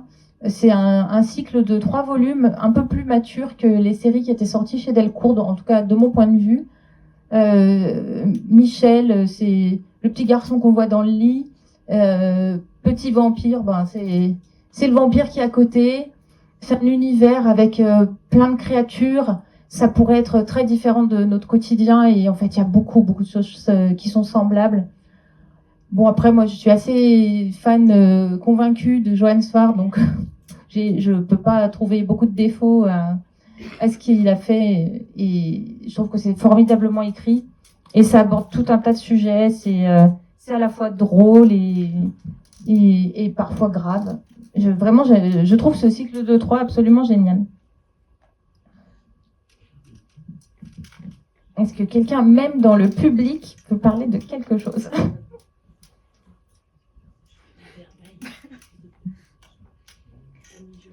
Alors, moi j'aime tout. Alors si quelqu'un veut prendre la parole, moi je veux bien, mais je veux pas vas-y. monopoliser la parole. Moi on s'en fiche. Les Vermeils, en fait, Lou, je vais parler de ces deux-là parce que les Vermeils, c'est pas n'importe qui en fait qui est derrière. Parce que Camille Jourdi, ça fait longtemps qu'on la suit, alors plutôt pour. Du coup, j'arrête pas de parler comme j'aime pas, c'est-à-dire plutôt pour ses BD adultes, ça veut rien dire. Évidemment, on a adoré Rosalie Bloom avant, que je suis en train de chercher l'autre série qu'elle avait fait. Juliette. Oui, Juliette, merci. Et quand elle est sortie Les Vermeils, en fait, moi, ce que j'ai adoré personnellement, c'est que c'est un peu comme si l'autrice nous disait « on disait qu'on allait jouer à… » comme quand on est enfant, vous savez, on va s'inventer, et puis tu t'inventes le jeu avec tes potes, et puis c'est n'importe quoi, mais c'est cool, les règles sont établies, on est dedans.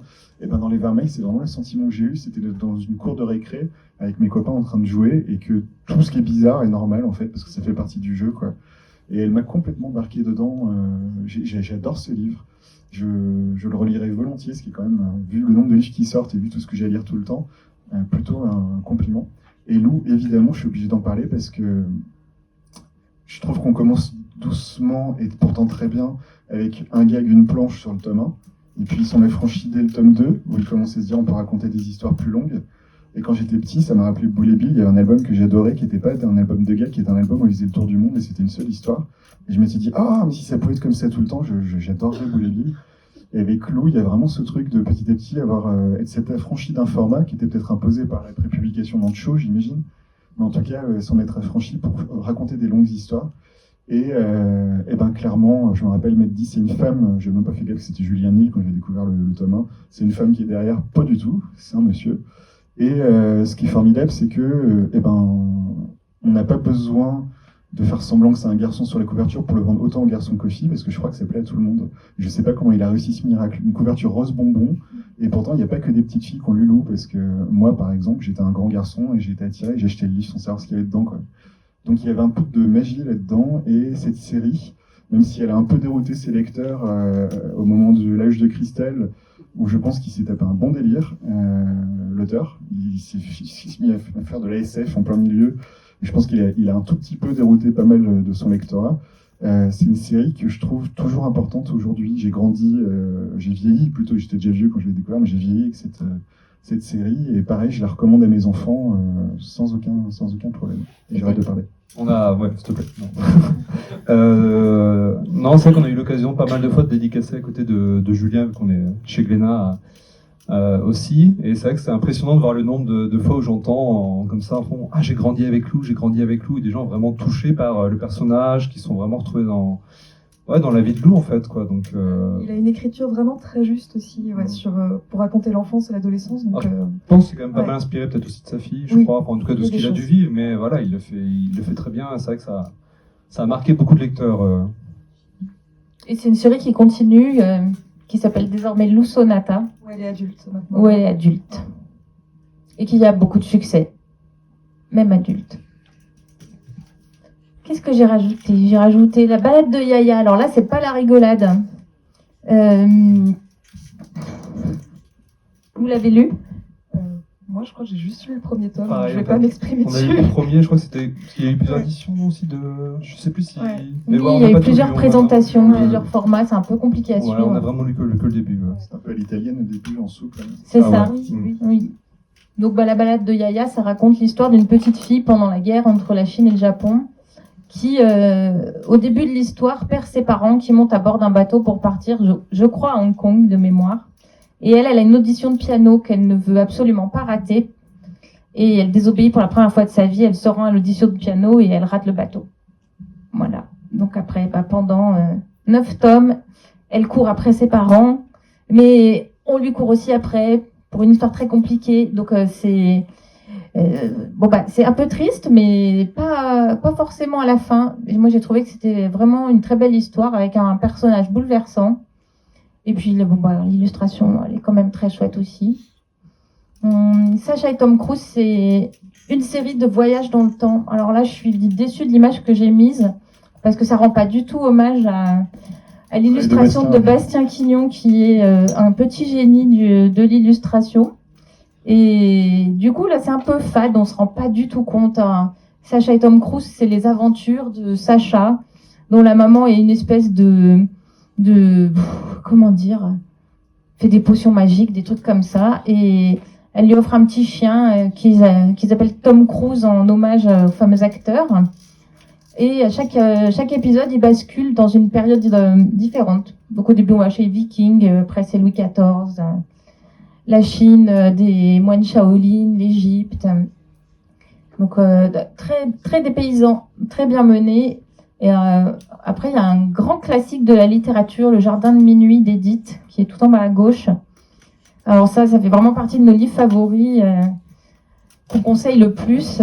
C'est l'histoire d'un petit garçon qui, tous les soirs à minuit, bascule dans une sorte de jardin un peu féerique où il croise une petite fille qui, au tout début de l'histoire, a le même âge que lui, deviennent copains. Alors, ils passent des super bonnes nuits à jouer dans le jardin.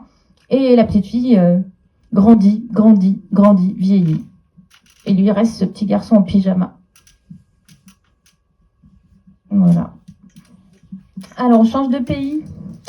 Parce que pour le moment, on était sur les auteurs francophone. Fais gaffe, on va être intarissable. Hein. Alors, on m'a fait remarquer que j'avais oublié de très grands classiques et honte à moi, qui suis pourtant une grande fan des Peanuts, souvent plus connus sous le nom de Snoopy, qui malheureusement ne sont plus actuellement édités dans des versions très pratiques. Donc, on ne les trouve plus que dans des gros formats relativement chers en X volumes, qui est la version que vous voyez en haut à gauche. Bon, là, vous allez en parler. Obligé. Ouais. Moi, c'était vraiment parmi mes premières bandes dessinées, en fait. Il y avait les classiques, forcément, dans la famille Astérix, Lucky Luke et autres, mais j'avais 3 Snoopy qui sont toujours chez mes parents, qui sont défoncés tellement je les ai lus, relus. Et je comprenais pas tout. Enfin, c'est vraiment du strip, en fait, comme Cul-de-sac, c'était souvent du strip pour l'hebdomadaire. Et je suis vraiment assez jaloux des gens qui arrivent à faire en 4 cases comme ça. Et c'est vrai que t'évoquais Nob ou même au début Julien, enfin Chenil qui arrive et en 4 cases réussir à être drôle quasiment à chaque fois, ou en tout cas il se passe quelque chose en quelques cases. T'as la version couleur, hein, c'est ça?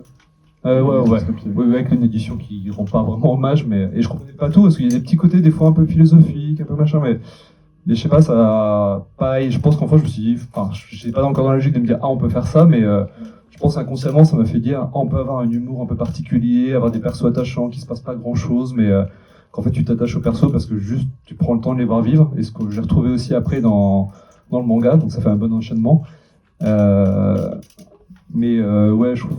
En tout cas, Snoopy, ouais, ça m'a pas le marqué. Et Cul-de-sac, qui est, je pense, arrivé aussi plus tard en France, mais qui est génial. Ouais, c'est le même principe de strip. Tu suis une famille un peu bizarre, mais hyper attachante, et c'est vrai que c'est hyper drôle. C'est en 3 tomes, 3 gros tomes, et pour le coup, par rapport à effectivement Peanuts, où il y en a, même moi, je rêverais de les avoir, mais il y en a trop, là, je suis foutu. Mon banquier veut pas, là, c'est.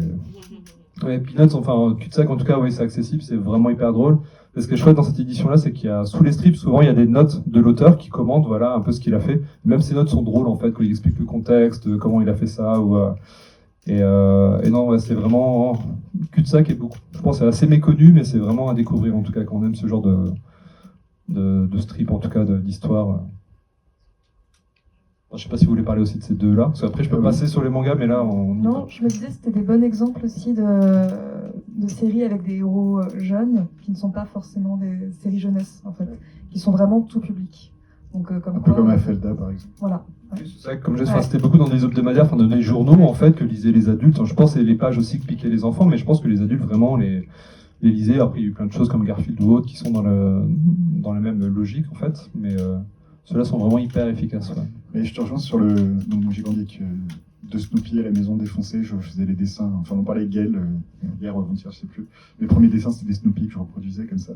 Et pour le coup, je trouve que nous on avait une version couleur qui rendait pas justice, hein, c'est vrai, mais on avait une espèce d'album cartonné 48 planches qui était accessible pour les jeunes enfants qu'on était.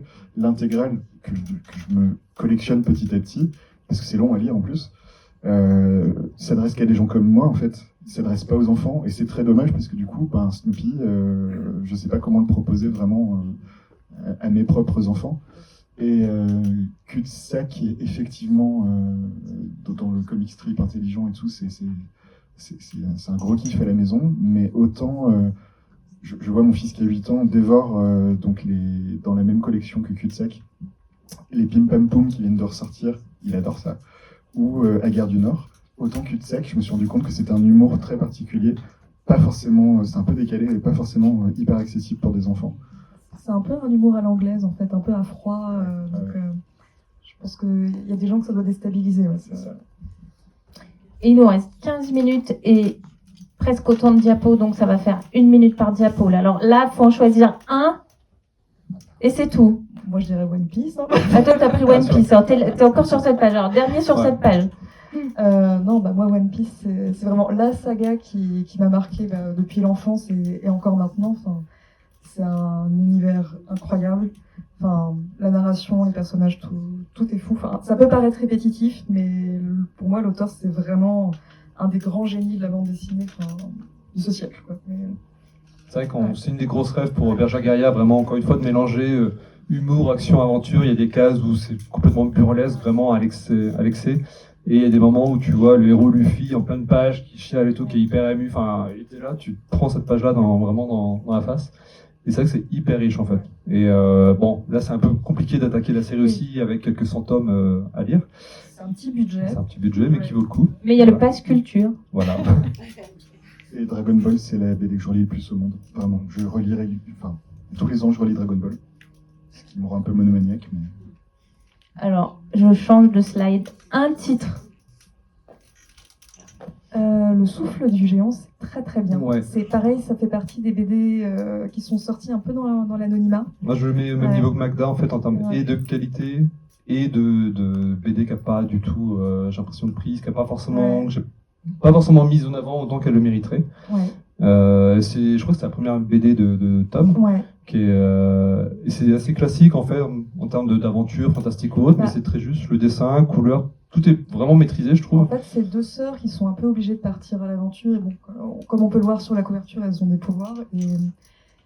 Et ça prend pas les gens pour des idiots. Enfin, c'est bien écrit. Il y a des moments assez sombres aussi dedans. Enfin, Du coup, c'est un one shot, donc Ouais. c'est vrai que ça se tente. et c'est vraiment bien mené du début à la fin. Enfin, c'est super. Et de Capé de mots, évidemment, parce que les mots de Fleur Vesco, qui est une très grande autrice, et les Carasquettes, qui sont plus que chouettes. Ouais, je fais des haïkus. On l'a pas encore lu, c'est pour ça, mais oui, il est très chouette. Donc, De Cap et de mots et Anna et l'Entremonde, qui sont deux titres aussi dans notre sélection prise Place Junior. Un titre. Loïc, tu peux pas répondre, Miss Charity. Donc je peux pas répondre Michel.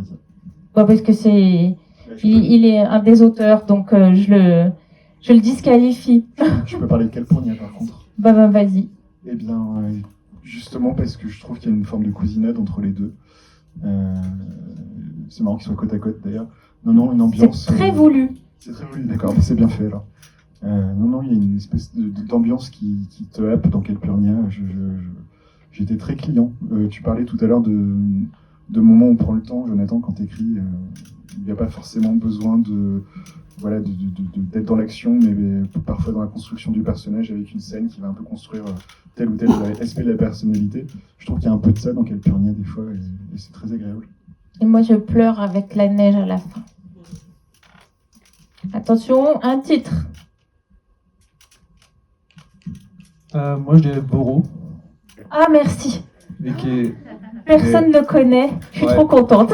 Et c'est particulier, hein. C'est vrai qu'encore une fois, on parle de jeunesse, pas jeunesse, et ça va assez loin, même dans le côté violent, vu le graphisme, en fait, le graphisme désamorce pas mal. Excuse-moi, je te coupe juste parce que je vois qu'il y a des gens qui prennent des notes.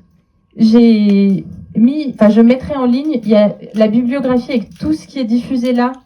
Elle est prête. J'ai plus qu'à valider le brouillon.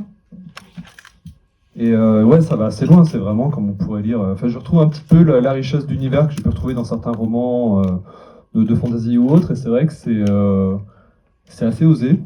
C'est par cycle en plus, on sent qu'il y a vraiment de l'ambition en fait dans l'univers développé. Et des fois, je suis pas forcément fan des univers pour des univers en fait. Des fois, j'ai l'impression que le scénariste ou le dessinateur a voulu se faire plaisir à juste développer, des univers, des concepts, des choses. Et là, il y a de ça, mais c'est cool en fait. C'est vraiment, ça accompagne vraiment bien. On suit une petite voleuse, la petite qui est à gauche, qui veut devenir voleuse, qui intègre la guilde des voleurs. Donc elle est assez roublarde, tout ça. Le personnage est plutôt intéressant et vraiment. Et je trouve qu'il y a ce côté moyenâgeux qui est assez réaliste. C'est aussi ce qu'on avait essayé de faire dans Bergère, que tout soit pas clean, tout soit pas. Non, c'est un univers qui est un petit peu violent, qui est un peu compliqué, surtout pour une enfant. Et je trouve ça assez ambitieux. Et pareil, on a assez peu parlé, je trouve. Mais bon, je peux comprendre, il est peut-être plus compliqué d'accès, peut-être pour un jeune public que Souffle des géants ou Magda, mais c'est chouette. Ouais. En tout cas, c'est une série qui est peu connue, mais quasiment tous les enfants qui ont lu le premier viennent chercher la suite. Hein. Et ça rend humble parce que moi je suis toutes les semaines en librairie et je connais aucun des quatre. C'est parce pour montrer le nombre de sorties qu'il peut y avoir parce que j'ai jamais vu aucune des quatre couvertures. Je suis contente alors On a lu de 3 servir sur à 4. ça. Ouais. Attention, un titre, là il va y avoir bagarre, je pense. C'est le premier qui dégaine. Hein. Hilda. Ouais, Ah, la tête dans les étoiles, c'est pas mal. Ah, je savais que ça allait. en fait, ouais. Hilda, je pense que c'est un classique. Ouais. Tous les 3 à peu près, non? Je me trompe Oui, pas. je pense. C'est comme un Mais autre. est-ce que les gens le connaissent peut-être plus? Alors, Hilda, Mais- c'est un classique pour vous, mais c'est pas un Qui succès de connaît Hilda? librairie. hein. Non, Oui. non, bah Hilda non. pour voir. Une personne, 2 personnes, 3 personnes. Non, c'est pas un classique du tout en fait. Non, c'est pour ça que j'ai dit pour nous. Mais c'est vrai qu'il y a le série animé sur Netflix et j'ai pas l'impression que c'est forcément plus dès que ça. Ouais. Mais c'est vrai que Ouais, c'est entre Hilda et toute la bibliographie de Jen Wang aussi, qui est, on voit 2 titres à gauche. Ouais, il y a le Prince et la couturière aussi, qui avait eu le Qui est prix fabuleux, jeunesse à Angoulême. C'est super. Ouais, et Non, puis- tout est bien. On a dit Ouais. un titre. Mais bon, on triche, voilà. On a les micros, on a le pouvoir. Ouais, ouais, Attends, c'est pas grave. Je me fais le- Coupez les vous êtes micros. pointage, fermez les portes. Allez. je me fais le relais de. Ils deviennent fous. Je me fais le relais de Anne Montel qui va fulminer si on parle pas du Serment des Lampions, Ouais. qui est son énorme coup de cœur. Donc, voilà. Mais moi, j'ai commencé à lire chez vous, je l'ai pas fini, c'est pour ça que j'en parle pas. Mais il faut revenir. Bon, écoute, on l'a à la librairie si tu veux. Ouais. Attention, un titre. Ah, Un été d'enfer. Parce que c'est le seul que j'ai lu, moi. Ouais. Mais C'est le seul que j'ai lu aussi. Mais il est vraiment très bien. il est cool, ouais. Ouais. Oui. C'est sur une ado qui part en camp de vacances et Scout. en camp Ouais. de scout. Et bon, bah, comme dans tous les camps de vacances, ça se passe plus ou moins bien. Et c'est drôle, c'est bien mené. Enfin, C'est efficace, ouais, c'est efficace, c'est vraiment chouette. Ça se ouais. lit facilement. Et Ouais. c'est vraiment En fait, cool, elle ouais. essaye d'être russe. Oui. Elle est russe, mais elle va dans un camp scout russe. Oui, j'avais oublié ce point-là. Et il y a tout le choc des cultures, parce que ça se passe aux États-Unis. Donc, c'est pas mal. Et alors, il verra Brosgol est tellement gentil. Enfin bon, ça n'a rien à foutre là, mais Vous arrivez à lire, je le dis en passant. Comics Initiative. Joli. Suivant. Ah, Margot Malo, c'est pareil, ça fait partie des titres méconnus, mais qui est vraiment très bien. C'était cool. Moi, je suis un gros fan de Craig Thompson. C'est pas forcément celui que j'ai Ouais. préféré de lui, mais ça marche très bien. C'est très généreux aussi dans l'univers et l'écriture des persos. Ouais. Moi, c'est Lightfall parce que Ouais. c'est un carton à la maison. Ah, c'est un carton Je parle cubo, beaucoup de mes j'ai enfants, mais l'impression, comme on parle de bébé jeunesse. C'est très efficace, Lightfall, ouais. C'est Ouais. chouette. Ouais. L'univers, ça marche bien. Enfin, Ouais. c'est à la fois classique, on trouve du Dark Crystal, des choses Ouais. comme ça, mais c'est. Et là, pour le coup, on est sur un succès en librairie aussi. Oui, Oui, aussi, bah, hein. c'est pour ça que bon, j'en parlais pas forcément en premier, mais c'est très chouette. Ouais. Allez, suivant. On attaque les ados. Ah oui, il y en a beaucoup. Ah, le Collège Noir. ça- Ah, bah Ouais, oui. Ulysse. Ouais. Collège Nord aussi. ouais. Ouais. Même si on a beaucoup de travail de Cyril Pomès aussi, mais c'est vrai que Ouais. Ulysse, je le trouve vraiment hyper efficace. Et, enfin, il y a Kairos aussi. Je dis pas ça parce que je l'ai édité, mais voilà. Et le Collège Noir, et c'est vrai qu'il. C'est terrifiant. Ouais, en fait, Ouais. il ose, c'est vraiment une BD où tu lis, tu flippes. Enfin, il va vraiment aller assez loin dans le côté sombre et dans le. Je vais faire un livre d'horreur pour ados. Et puis Ouais. il y va à fond. Il y va vraiment, ouais. Et ouais, dans son graphisme en plus, c'est hyper efficace. Il vient de l'animation, c'est une facilité pour lui le dessin, c'est déconcertant et c'est. C'est un petit génie du dessin. donc, Ouais, et de la narration ouais. aussi. Il est excellent en découpage, en mise en scène, et effectivement, comme dit, ça fait peur parce que c'est hyper. Il se pose les bonnes questions quand il découpe, je pense vraiment. Il Ouais. réfléchit la mise en scène. Quand d'autres auteurs peut-être feraient peut-être plus ce qui leur vient à l'esprit comme ça, mais je pense que lui, vraiment, il vit un peu le truc. Et ouais, donc soit Kairos, c'est peut-être surtout le Collège Noir, je trouve ça hyper. On va pas se mentir, c'est que des bons titres là. Ouais. Donc, Bon, moi, je vote quand même pour Moon, qui raconte une panne de Wi-Fi, le tout dans une station balnéaire désaffectée parce que tout se passe hors saison. Donc, on est dans des ambiances très différentes de ce que ces ados peuvent connaître l'été, quand tout le monde vient chez eux pour se tartiner de crème solaire. Et là, c'est un peu le dénuement, quoi faire sans Wi-Fi, sans soleil, sans plage. Et, moi, graphiquement, Cyril Pomès, c'est vraiment quelqu'un qui me surprend. On parlait tout à l'heure de la surprise qu'on a reçue l'année dernière. C'était vraiment très chouette. Il était d'ailleurs à ces rencontres de la BD pour nous parler de son travail et c'était top. Alors, attention, suivant. Ça veut plus marcher. Hop. Un titre. Hein. Volaise. Volaise. Ah, en fait, oui, c'est le seul que j'ai lu aussi. Bah, pareil. Alors non, Et les autres, je vois ce que c'est. Hein, je les ai, Ouais. je serais curieux Moi, c'est pas le seul de que les j'ai lire, lu. mais non, voleuse et efficace. Ouais. Ouais, Enfin, graphiquement, chouette, c'est hyper séduisant. C'est une grosse lectrice de manga, mais voilà, elle a très bien digéré ça. Elle n'a pas fait du sous-manga. Elle a vraiment complètement s'est approprié les codes, mais pas que, de BD. Et c'est vrai que graphiquement, mise en scène, ça rend cool et l'histoire se suit bien, ouais. moi c'est pas parce que Gaël me l'a offert l'année dernière que je cite Volaise, mais pour le coup, j'ai en commun avec elle un grand amour de Mitsuru Odeshi, donc c'est un de mes mangaka favoris. Et c'est le cas pour Lucie. Et je trouve, a priori, j'étais pas du tout la cible de Voleuse de l'histoire, et je trouve que sa capacité à te faire entrer dans le processus identificatoire marche à plein. En fait, j'étais complètement dans ces histoires de petites vols de gamines kleptomanes. les premiers amours, etc. Et non, j'ai eu l'impression de lire du manga bien digéré, bien fait. C'est vrai. Très, très, très brillant, quoi. C'est vrai qu'on n'est pas dans la caricature, elle a réussi à en faire quelque chose de nouveau, et non, c'est chouette, ouais. Mais c'est bien parce que ça permet d'aborder le mélange des genres et l'influence du manga justement sur tous les auteurs de votre génération qui ont pour la plupart bouffé du manga à gogo quand ils étaient ados. Et ben il y a forcément un moment où ça ressort dans son propre travail. Et t'as vu dans nos sélections, on s'est pas concerté, mais il y a de l'international en fait, manga ou américain, mais on n'a pas du tout cité que du franco-belge, c'est propre à notre génération, je pense. Je fais juste un petit aparté sur un titre très récent qui est en bas à gauche, Demi-pensionnaire, de Mona Granjon, que j'ai trouvé absolument génial. Alors déjà, les têtes qu'ils ont, le chewing-gum, les gouttes de transpiration, tiens, on parlait des codes du manga, les gros panards, et alors là, c'est vraiment, c'est l'année de la troisième. L'année de la troisième avec un voyage à Berlin catastrophique. Et puis toutes les embrouilles qu'il peut y avoir une année de troisième. Et c'est vraiment très chouette. Et c'est une collection Virage Graphique dans laquelle il y a quelques titres qui sont sortis depuis l'année dernière. J'aurais pu vous dire, on en est peut-être à 6 désormais. Et chez le même éditeur, j'avais mis aussi en haut à droite Comme une grande de Maël Réa. Donc là, c'est pareil, ça fait vraiment partie de ces albums. C'est pas spécialement un label pour enfants. C'est pas identifié jeunesse, mais on en revient toujours à la même chose. Les personnages sont quand même des ados ou des gosses, quoi. Donc après, voilà, on fait lire à qui on veut et à qui a envie de les découvrir. Mais vraiment, moi, Demi-pensionnaire, ça m'a beaucoup, beaucoup plu. Bon, comme tout cela, mais il est tout récent, donc je fais sa promo. Attention, un titre.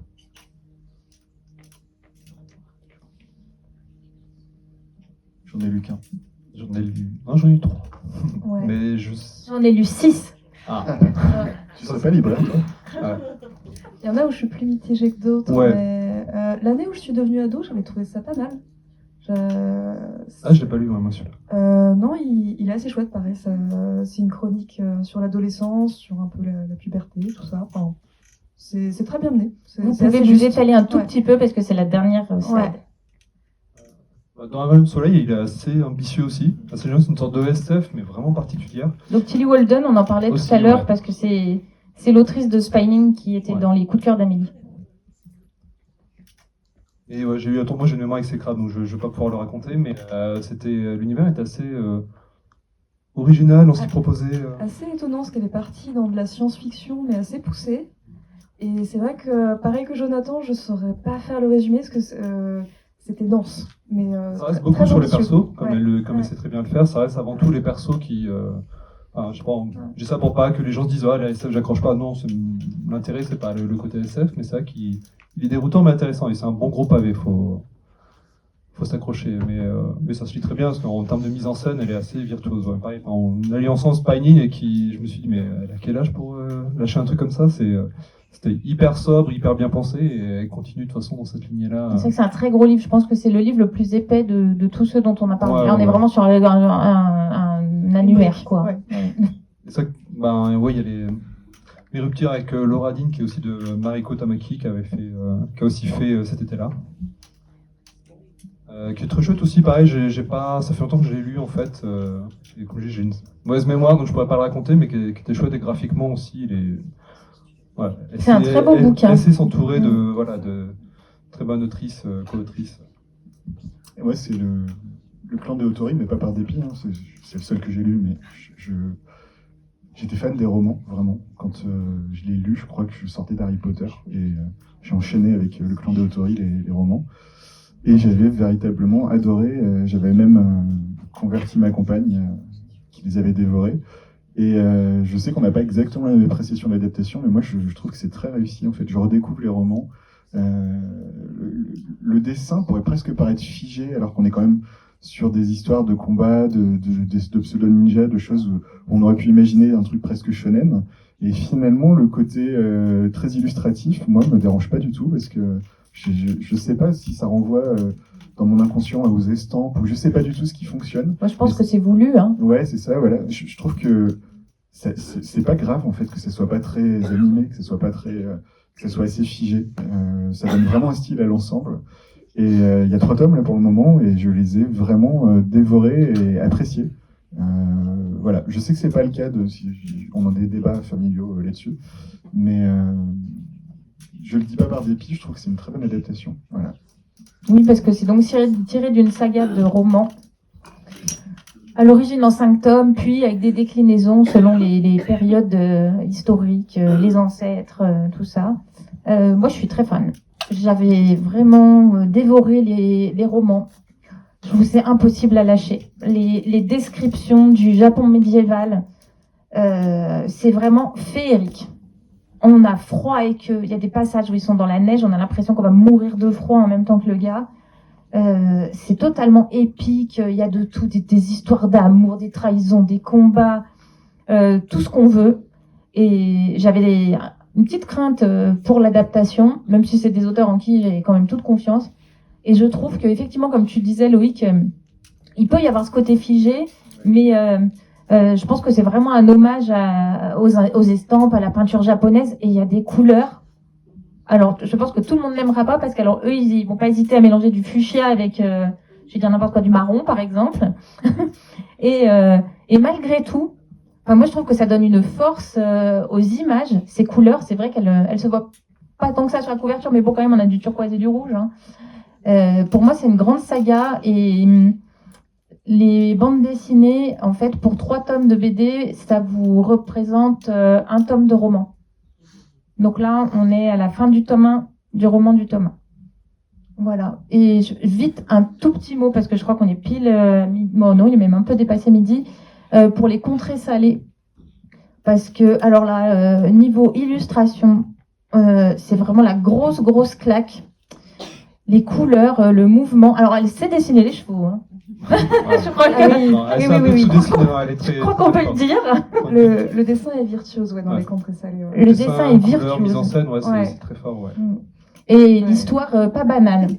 Moi, dur à raconter même. Je suis un peu mitigée, parce que j'ai l'impression qu'il y a une introduction qui est super dans les contrées salées, où notamment le contexte familial et tout, c'est très très bien mis en scène. Et après, c'est sûr. Pas sur autre chose. C'est vrai qu'il y a une accroche. Ah bah on bascule, hein. C'est déstabilisant en fait. Et c'est vrai que la fin m'a un peu.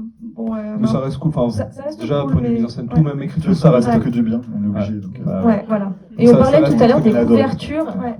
L'impact de la couverture. Et là, je trouve que par exemple, on a un exemple d'une très belle couverture. C'est hyper classe. Oh là, il y a vraiment un truc. La nana mystérieuse derrière, à demi cachée dans le nuage. Le cheval qui est bien dessiné. Le cheval bien dessiné. Le reflet en dessous. Non, c'est vraiment très très très belle BD. Voilà. Et je crois qu'on a fait un sacré tour quand même. Je pensais pas qu'on arriverait en 1h30 à vous parler de tout ça. Je pensais qu'on en citerait un par-ci, un par-là. Et puis finalement, vous avez été hyper efficace. Oui. Merci pour votre aide. Ce qui me fait rire, c'est que je côtoie beaucoup d'auteurs, j'imagine comme vous, qui lisent pas de BD. Et ça me fait plaisir de parler avec des auteurs qui lisent des BD. En fait. Non, mais c'est vrai, ça paraît stupide, mais les pâtissiers mangent pas beaucoup de gâteaux. On rencontre beaucoup de gens, c'est au salon. Alors il y a 2 façons de le dire. Il y a ceux qui disent « Non, mais moi la BD, de toute façon, j'en lis pas », alors qu'ils en font. Et il y a ceux qui disent « Ouais, non, j'ai pas trop le temps de lire la BD », c'est vrai, il y a beaucoup de BD qui sortent chaque année.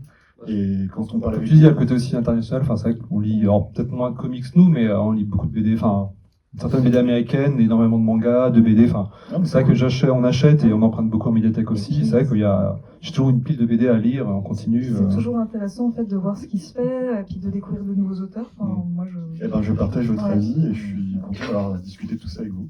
Pas de même. Voilà. Merci à vous. J'avais pas imaginé que ça pouvait amener des questions, mais si vous en avez, faut surtout pas hésiter. On est gentil en vrai, allez-y.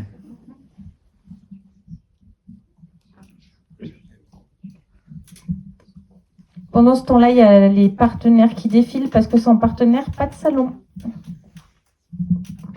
Bonjour, c'est juste une question par rapport aux couvertures parce que vous avez plusieurs fois évoqué ce sujet-là et du coup, c'est un point de vue un peu technique, mais à quel niveau dans quelle mesure est-ce que vous êtes libre au niveau des couvertures de vos ouvrages et comment ça se passe en fait à ce niveau-là?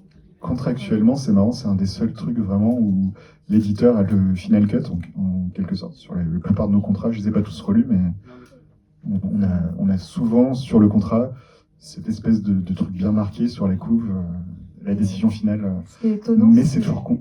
Non, je disais, ce qui est étonnant aussi, c'est que oui, tu as raison, c'est l'éditeur, c'est peut-être le moment où il est le plus présent. Ouais. Et moi, sur mes premiers livres, c'est le seul visuel qui n'était pas payé. Ah oui, d'accord. Donc, Oui, c'est le visuel le plus important. Ajouter dans le contrat, ça, Ouais, oui, oui. bah oui. Mais ce qui est en vrai de vrai, pour vous répondre, 90% du temps, c'est construit intelligemment avec l'éditeur. Nous, on a. Vas-y, je lèche tout, j'ai le droit de dire du mal maintenant. C'est fini le truc. On a dit on se tient bien. Non, c'est fini, c'est les questions, on a le droit.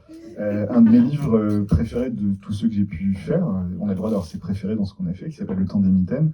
Pendant très longtemps, j'ai souffert parce que la couverture était hideuse, parce qu'elle n'était pas de nous, c'est un photomontage fait par l'éditeur, et j'étais en souffrance. Et en plus, ce livre marchait bien, et en plus, ce livre on le voyait un peu partout, et c'est vrai que ça me faisait mal, moi, parce que je détestais cette couverture, qui n'était absolument pas de notre fait.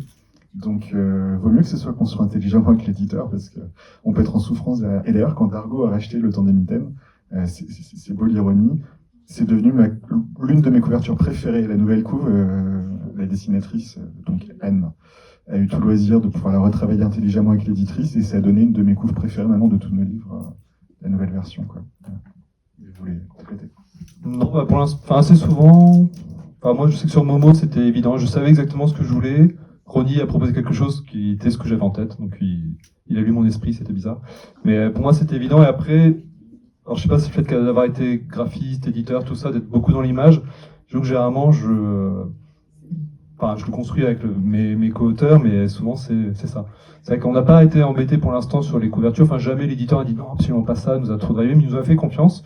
Généralement, vu qu'on sait ce qu'on veut aussi, comme tu disais, on est exigeant là sur Bergère, si on disait que ça allait plaire, ça plaisait et à Amélie et à moi, sachant qu'on est tous les deux exigeants, c'est qu'a priori, ça peut faire le taf. Après, on peut ajuster tout ça, mais c'est vrai qu'assez vite, on est arrivé avec des couvertures qui ont été, pour le coup, validées assez vite. Mais moi, j'ai un peu à côté sur l'aspect graphique, je fais la maquette des bouquins.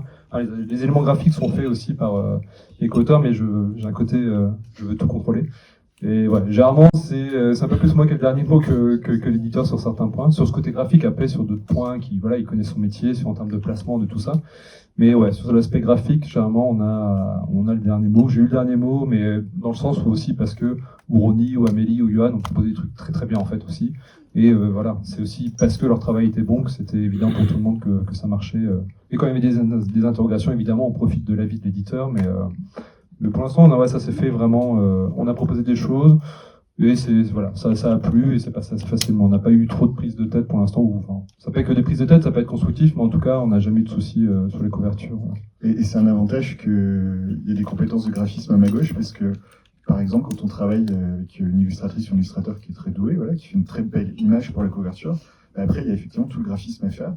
Et des fois, le studio de graphisme en interne de la maison d'édition, ce qu'il vous propose, ça va pas, quoi. Je précise juste, quand on parle de graphisme, c'est par exemple le titre. Oui, ouais. Bien sûr. Ouais. Le logo titre, où est-ce qu'on place le logo de l'éditeur, les noms, machin, etc. Et c'est vrai typo, des fois, c'est la galère absolue, quoi. Parce qu'on n'est pas du tout content du travail du graphiste en face, et on n'y arrive pas. Là, moi, par exemple, ça fait 3 mois qu'on est sur une couve d'un de mes livres, et on n'y arrive pas. On peut l'envoyer. Oui, alors là, je vais le faire. Non, mais c'est vrai qu'un mauvais titre, ça peut gâcher un visuel, donc c'est hyper important, et pour ça que c'est pas toujours traité à sa juste valeur dans les maisons d'édition. Ouais. Mais à côté, il y a des choses cool et on est content. Enfin, moi, en fait, ce que j'attends, c'est pas forcément juste tout contrôler, c'est qu'on me propose des choses où je me dis, ah, c'est super, j'aurais pas fait ça parce que je suis pas du tout le meilleur graphiste. J'en connais qui, je vais travailler avec certains graphistes en Kama, c'était des petits génies, hein, j'adorais d'ailleurs travailler avec eux sur mes titres, mais ouais. En tout cas, c'est normalement une discussion, mais par contre, comme tu disais, c'est contractuellement l'éditeur qui a le dernier mot. Mais c'est une discussion, en fait, on ne nous l'impose pas. Enfin voilà, c'est fait intelligemment entre tout le monde, idéalement. C'est ta première expérience peut-être, malheureusement. Mais en tout cas, nous, tout ce qu'on a eu ensuite, jamais l'éditeur nous a sorti le contrat en disant non, c'est moi qui décide. Non, il faut que ça plaise à tout le monde, évidemment. Ça m'est juste arrivé sur mon tout premier livre, mais parce qu'il a changé d'éditeur. Ouais, c'était compliqué. Il nous faudrait 1h30 pour en parler. Ouais, et du coup, quand il est arrivé dans une collection très chartée qui avait un cahier des charges. Et j'ai pas eu totalement le choix de la couverture, mais bon, ça s'est quand même pas trop mal passé. Est-ce que vous avez d'autres questions pour finir?